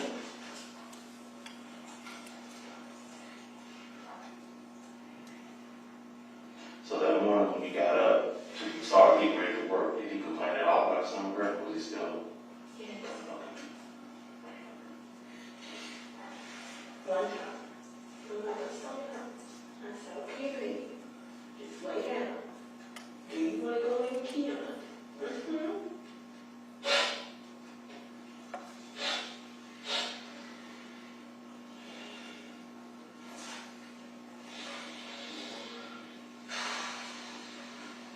How long does he normally stay on this when he does the breathing treatments? How long does he normally stay on that? One of them it takes about 15 minutes to finish. The other one's a little bit longer. But he finishes all of it. He does even, so I would do the breathing treatment because he's used to that one. They give it to him at the doctor's office and at the hospitals whenever he goes, so he's just used to sitting on that one. And you were on the phone with him the entire time he was on the breathing machine? He wasn't on it long. He was not on it long. Because I guess Kiyon just moved like, no. No. You said the other one takes long. What was He's on two. He's on budesonide, and then he's on albuterol. The albuterol is the one that takes a little bit longer. It's the bigger one. I think the budesonide takes about 10 minutes, and maybe the albuterol takes 15 or whatever.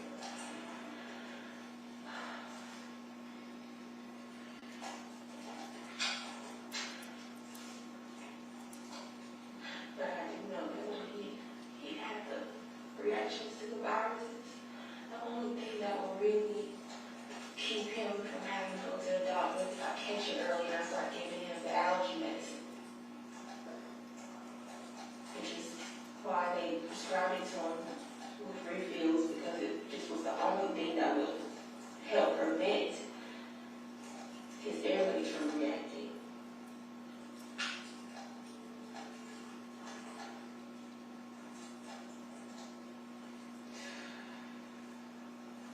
What's the beekeeper for that?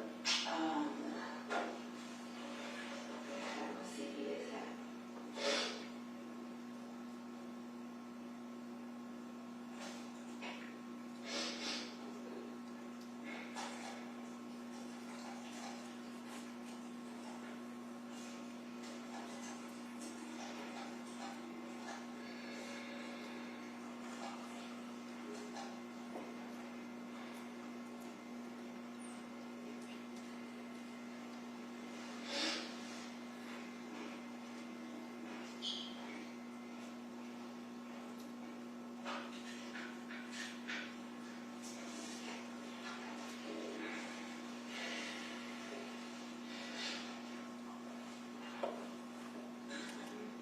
It's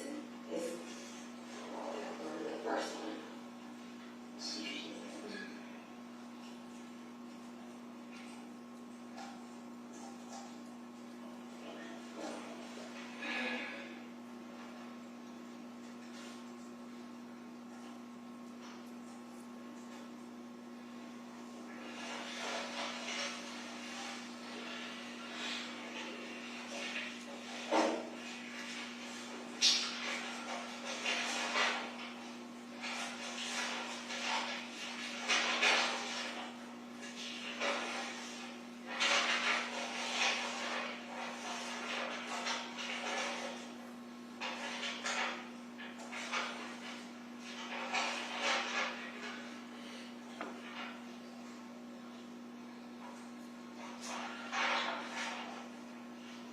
Do you remember the last time you went to his dad's house?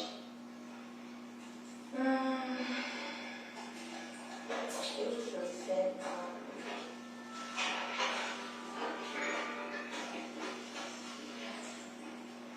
The weekend of November the 7th. Yeah, that weekend. Can't remember if it was Saturday, Sunday, or Sunday, and Monday.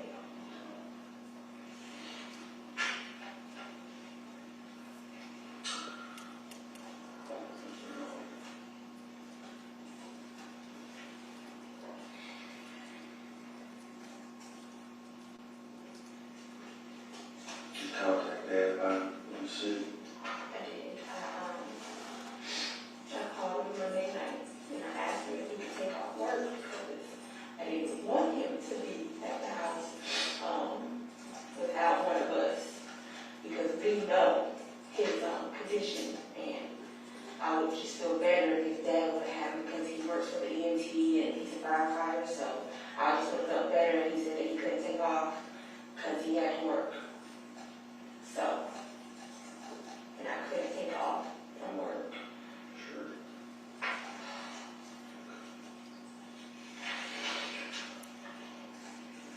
All right.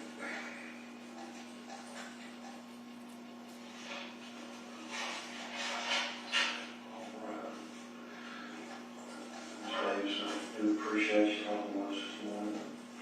I'm certainly sorry about you having to go through this.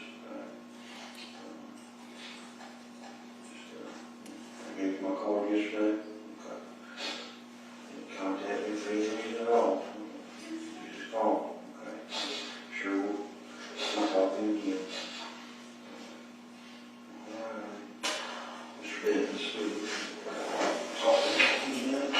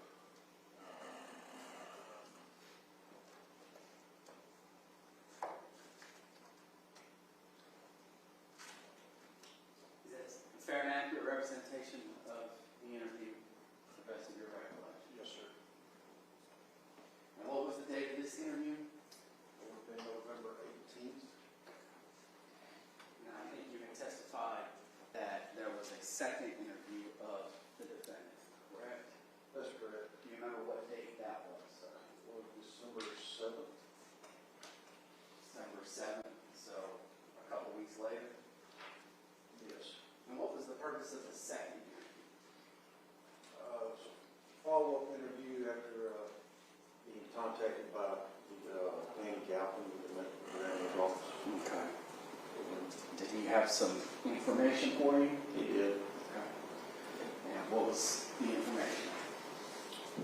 So I was advised by Warren Galpin that the child had multiple contusions,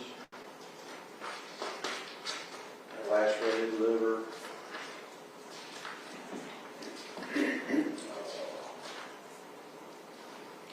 And I don't need the specifics exactly at this Okay. point, but he told you that there were some injuries. that's correct, Internal injuries, internal injuries. that there was not some kind of asthmatic attack. Right. Okay. And so as a result of that, then you decided to re-interview the defendant. And based on that information, do a follow-up interview with them to give them time. And where did that interview take place? With the juvenile office in Rome. Did she just want her in, or did you call her? What? I called her and said, after it came in. She agreed to meet with you. That's correct. Did you interview Mr. Benton the second time that same day as well? I did. Okay. And do you know how this defendant got to the sheriff's office? I don't. Did you make her any promises to come speak with you again? I did not. Alright. Did you threaten her, coerce her? I did not. Did you offer her any promises or hope of benefit? I did not. At this point, is she a suspect in the investigation? Yes. Alright, but when she got to the station, did you put her under arrest? No. Was she free to leave, or well, I guess let me start. Was she free to not come and talk to you? Yes. And when she got there, was she free to leave? She was. Did you read her the Miranda rights that we just went over? No. She's not under arrest. And have you had the opportunity to review the December 7th interview? I have.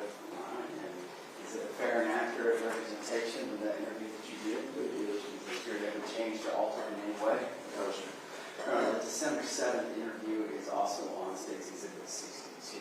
I will offer that interview the evidence as well.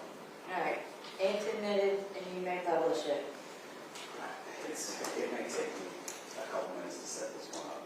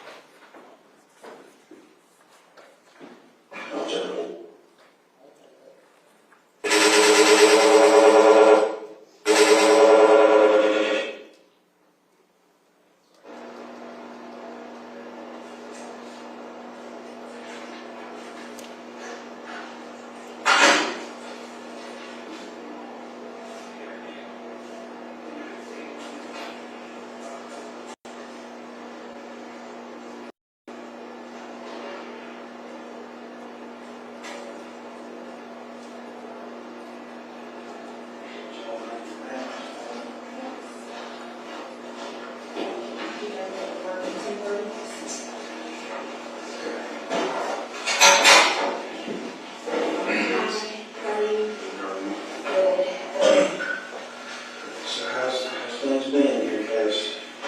It's been, You okay?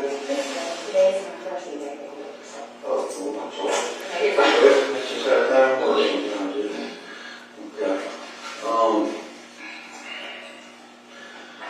like I said on the phone, we just need to kind of run through some things and confirm some things. You know, when these type situations come up, the most important thing, speaking to a medical examiner, is the timeline.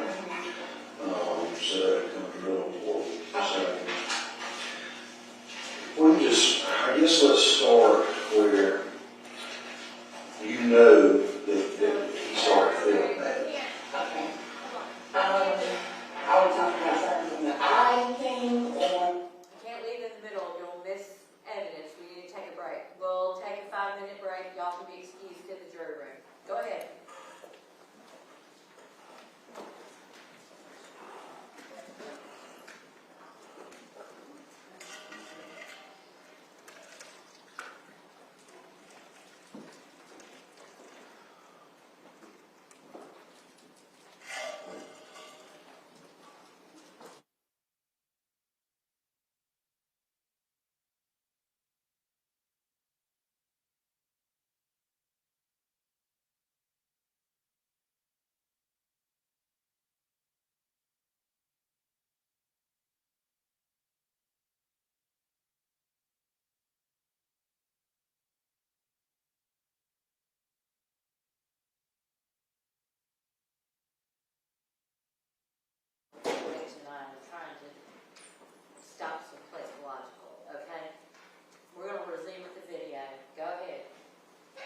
And Well, let's ask, when, that thing was Saturday. Saturday, okay, did he have any stomach pain Saturday?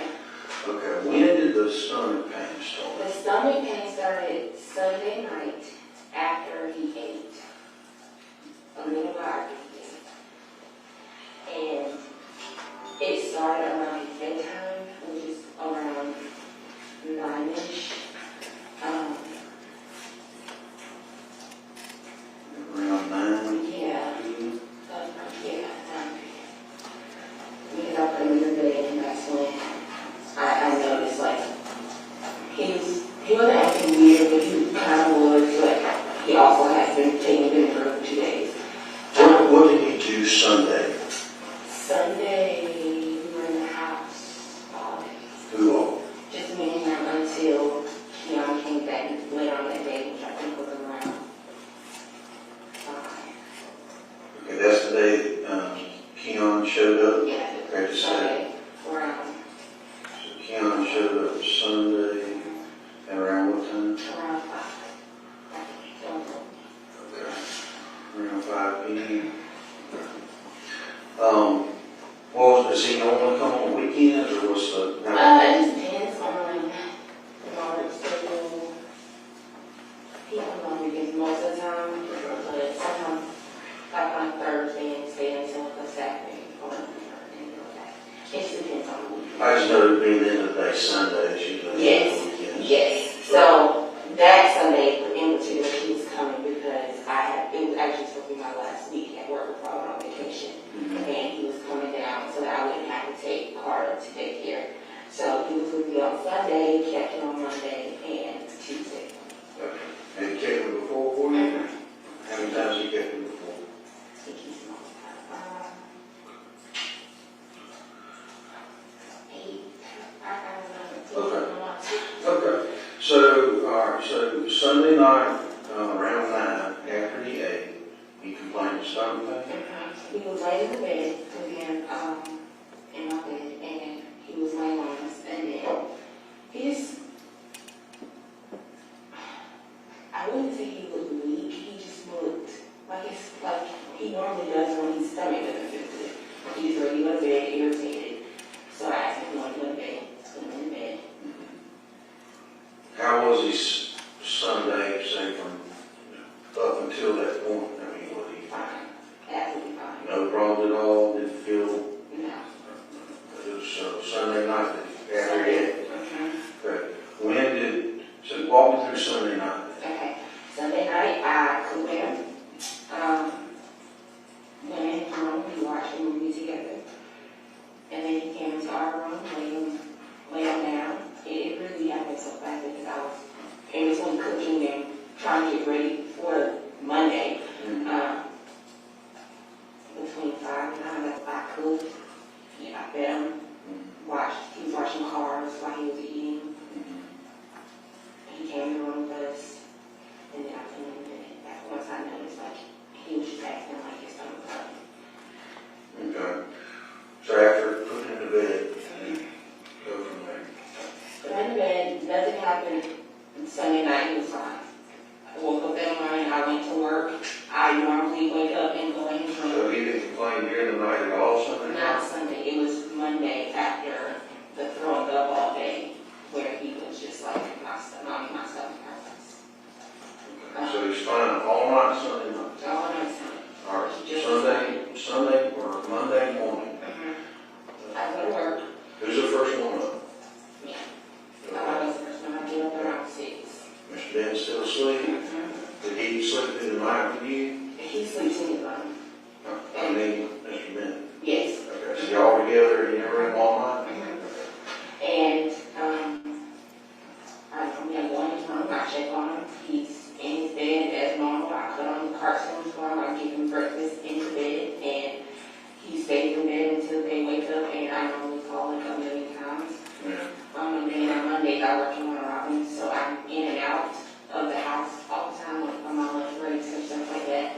I came back, I stayed around. Let's say that particular Monday. Okay, so that particular Monday morning, he'd been complaining of stomach hurt after eating on Sunday, but he was fine all night he slept through the night, no issues at all.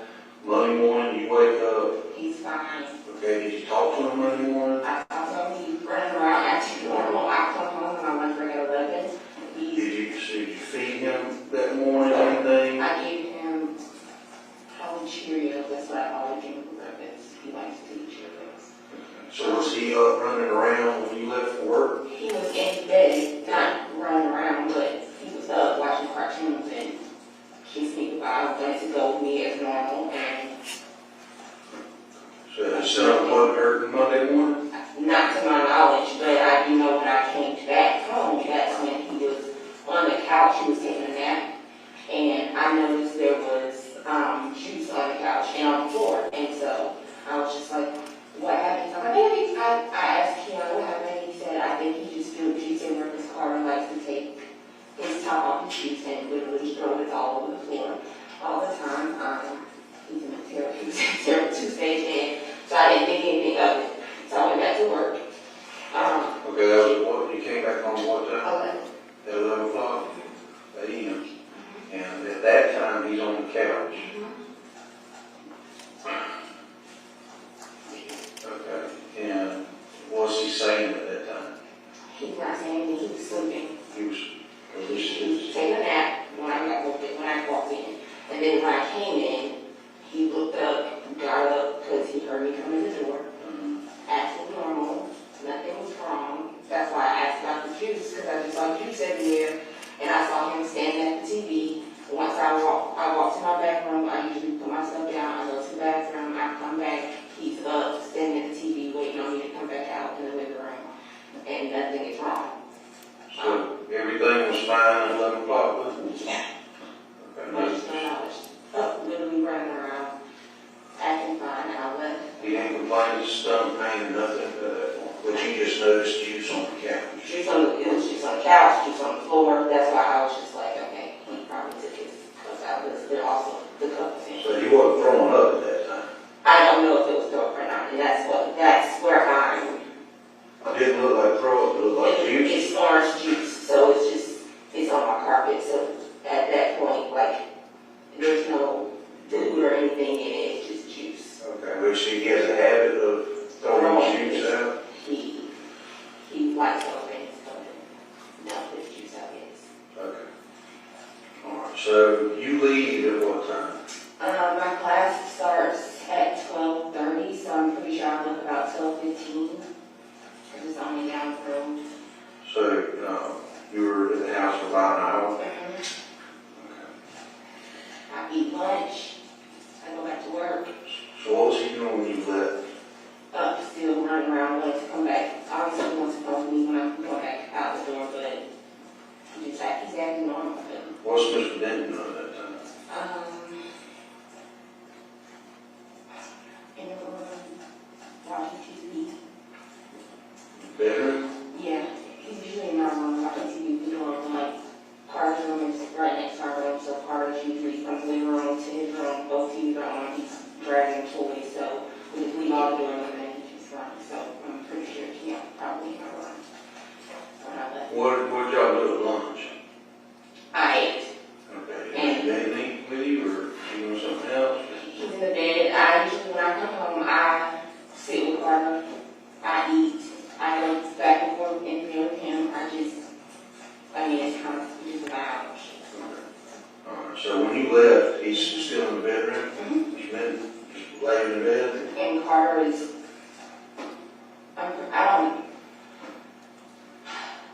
can't really say because every day it's just like, I'm trying to leave out the house and he's trying to grab Karter so he doesn't see me leaving out the house and then scream, so I really can't say that he was in the room, but I know Karter was somewhere in the vicinity because I wouldn't have been able to get out of the door without. All right, so you leave at around 12:15. He's fine. He's not throwing up. He's not complaining of stomach pain at 12 o'clock on Monday. Okay, so you leave, you go back to class. Mr. Bennett was there with you. Okay, so tell me from the time you leave until you get back home, you contact about anything? No. So I go to work. He's fine. I don't remember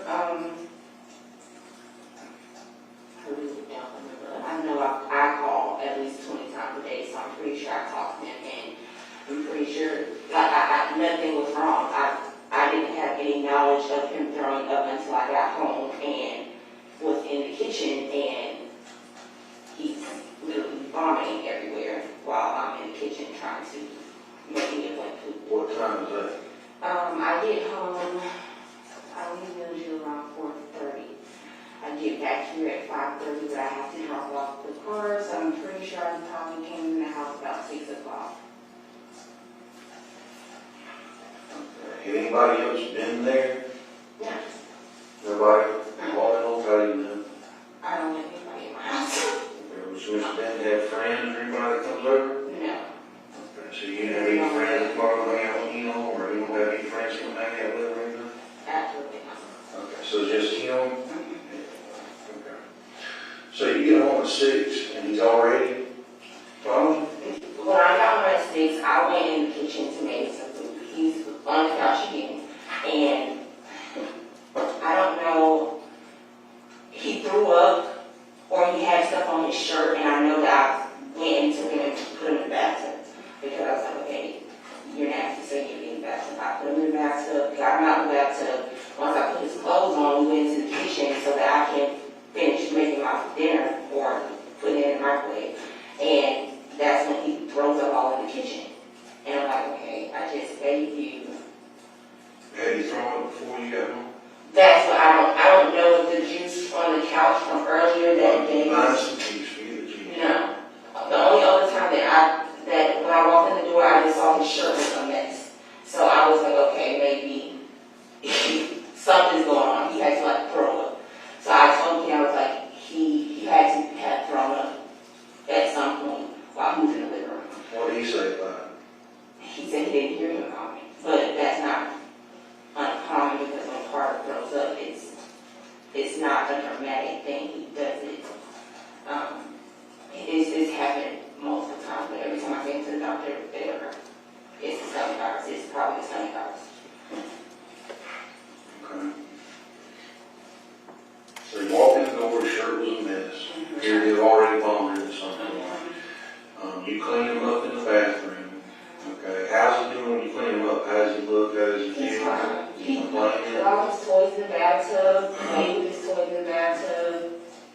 Literally, that's why I was just, it was unclear what had happened, if he had thrown up or not at that point, because he wasn't acting like he was sick until I put his clothes on and he threw up again, and I was like, okay. Is that as you got him out of the bathtub? That's after I put his clothes on, we're in the kitchen, and literally as soon as I walked back into the kitchen, putting on his clothes and taking it back, he threw up. What does it throw up look like? It's orange, it's literally just juice everywhere.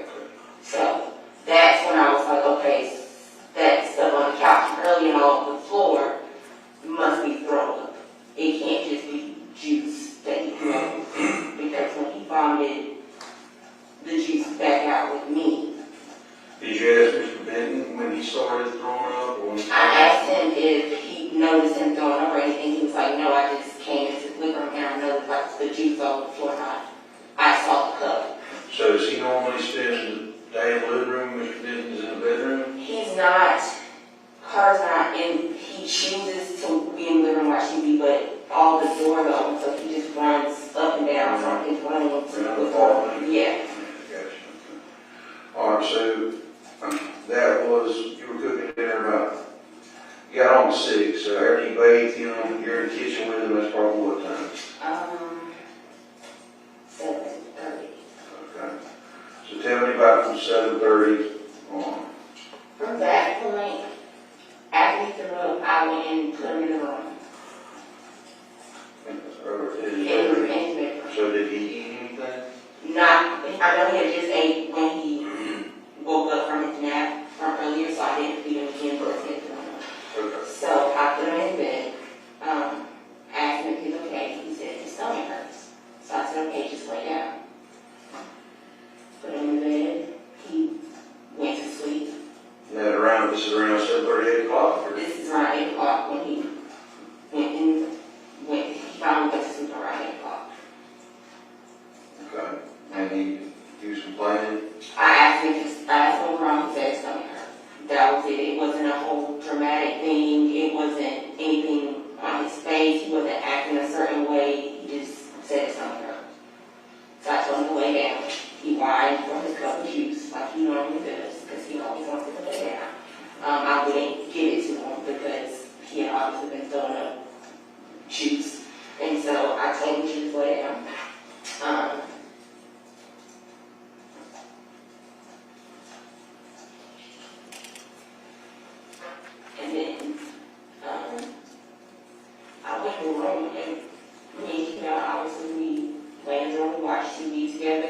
goes to sleep, I got back up in the middle of the night to go check on him. About what time?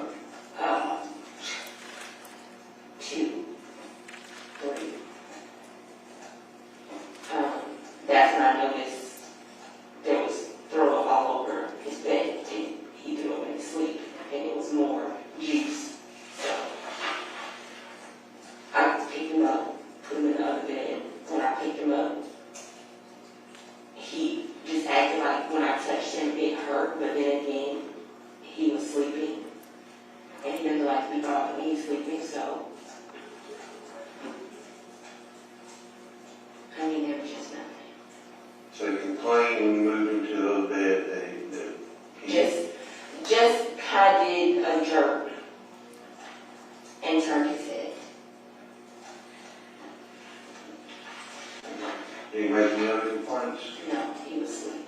That was between 2 and 3 a.m.? Yeah.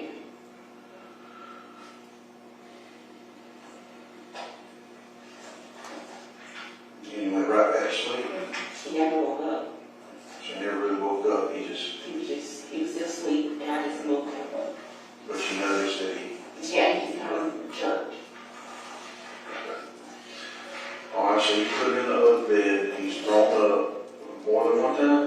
No, just the one time in his little bed, and then that's when I picked him up and put him in the big bed. And when I went into that morning, there was no throw or anything. Okay. But he hadn't ate anything, all he's had is juice. And the throat that you see is what in color? Orange. Orange in color, okay. So you don't have anything else in the stomach? You didn't have water, no anything else in the food? I tried to give him water. He didn't want that because he wanted juice, but I wouldn't give him juice because that's what he's throwing up. Okay. So from 2 to 3 a.m., you moved him, you threw up one time in the other bed. You tell he's in a little bit of pain, put him in another bed, he's asleep, you go back to bed. I get up at 6. The next morning, same routine. I go in his room, I check on him. He's still asleep. I asked him if he's okay. He said, "Mommy, my stomach hurts." I asked if he wanted to go lay down with Kiyon. He said yes. And I went and I finished getting dressed. At some point, I guess Kiyon and got out of the room and when I got a shower, he was already in the room and I'm getting dressed. I don't get dressed in my room because I don't like for him to see me walking past the door all the time because he tries to get me, so I usually get dressed in the bathroom and finish up. And then I went back in the room to give them a kiss goodbye. And he's laying on Kiyon's chest. He kissed me goodbye. I asked him if he was okay. I put my hand on his back. He said yes. That was around 26 and 7? Mm-hmm. Okay. So... When I leave the house, I have to leave the house at 7:15. So did he go and get in his bed with Mr. Benton, or did you take him in there, or Mr. Benton go get him? I don't know if he got up and went in there with Kiyon, or if Kiyon got up and went and got him, but somehow he got in there and was laying with him. I was in the shower and getting ready for work. Okay. Before you got in the shower, he was still in his room? Yes. Okay, was he awake? Okay. Wide awake. But he said his Just laying, he was just laying there. Saying his stomach hurts. Wasn't acting a certain way. Did he get out of bed while you were there? No. So did you ever see him up? No. So the only time you saw him that morning, he was either in his bed or in your bed with Mr. Benton? Okay. When you left, he lay on Mr. Benton's chest? Then about halfway sleep, going back to sleep. Okay. Kissed him goodbye, left. Got to Milledgeville around 8:15. I texted him and asked how he's doing. They were still asleep, so he never responded, so I ended up calling. That's when he's like, I don't know, he looks a little bit weird. And I was just like, well, how does he look? So, you said that was about what time did you go?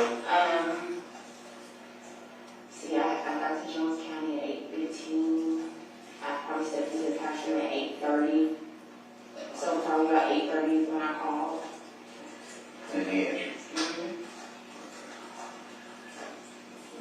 said, what, Amy? That's when I was just like, how's he doing? He said, he looks a little weird, and I was like, how does he look? He showed me, and I was just like, nothing looks wrong with him. I was like, what's going on? He's like, I don't know, he's kind of breathing a little bit weird. I asked him to see his chest so that I could see if his chest was caving and his breathing, and he was belly breathing. He wasn't doing any of that, so I told him, I said, just give him treatment.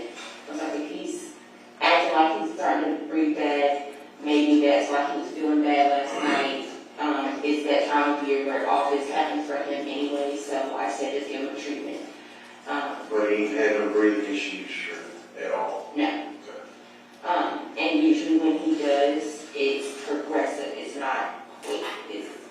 It's the belly breathing, and then it's more belly breathing, and I can calm it down with the albuterol. But he wasn't doing that. So I looked at him.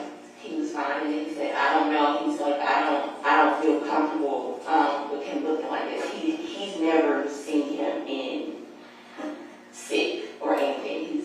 He's never been around when he was having those issues. So I don't know. So I told him, I said, just take him to the doctor. We live right there, which is the purpose of me living so close to the doctor, because he has so many breathing issues this quick.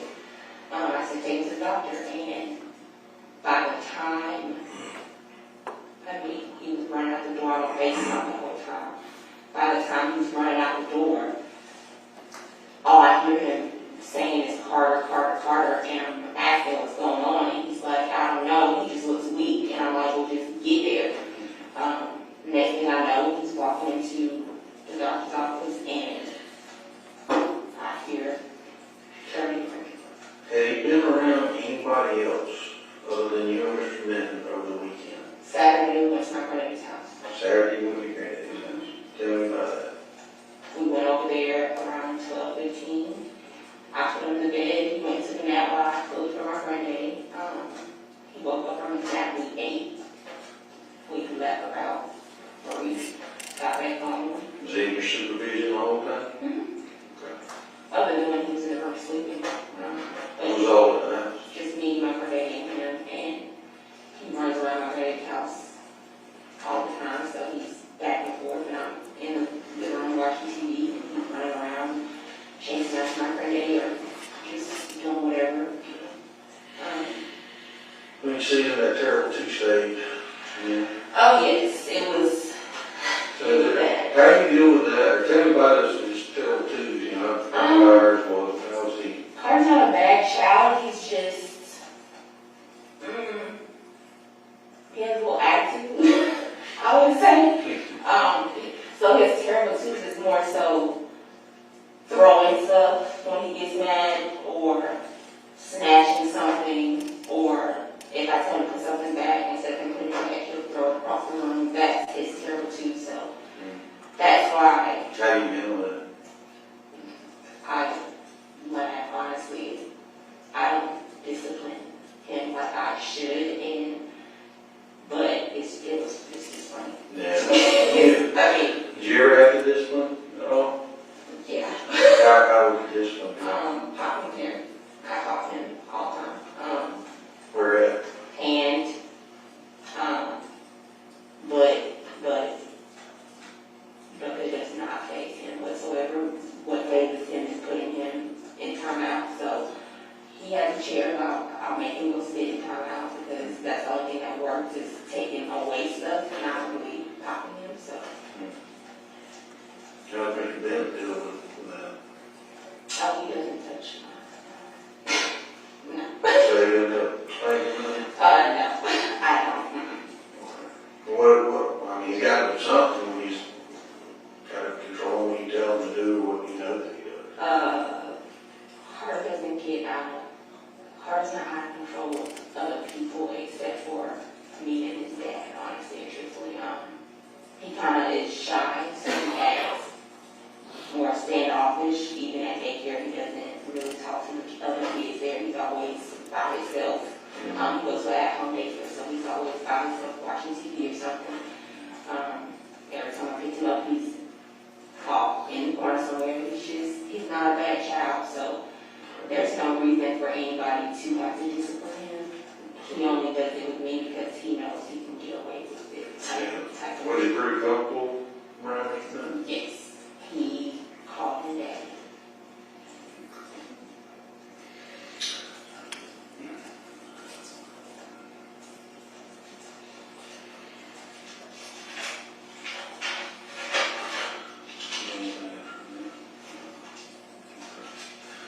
All right, we're going to pretty much do the same thing with, Mr. Benton. Should need to run through the timeline again, because obviously there's a lot of things in you on the, He said that he woke up, I believe it was on Monday, because you didn't feed him that night because he was throwing up. You didn't feed him because you know he had eaten when he woke up for his nap. You know what he ate when he woke up for his nap? Probably ravioli. That's what he always eats for lunch. You recall next morning when he ate? I don't know, but I did cook on Sunday, so they could have ate Sunday leftovers. Honestly, I don't know.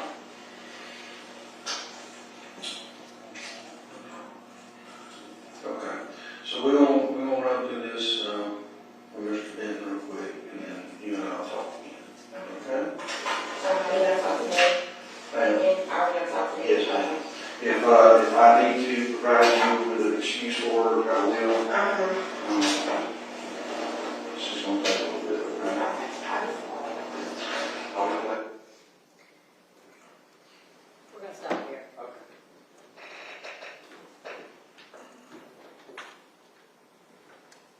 All right, ladies and gentlemen, we're gonna stop here for the night. Don't talk about the case, don't let anybody talk about it with you. Please wear your buttons back in the morning, leave your notepads in the jury room. We're gonna start back at 8:45 tomorrow morning, okay? Thank you. You may be excused. Make sure you're avoiding the local news, okay? Because I know they've been wandering in and out too.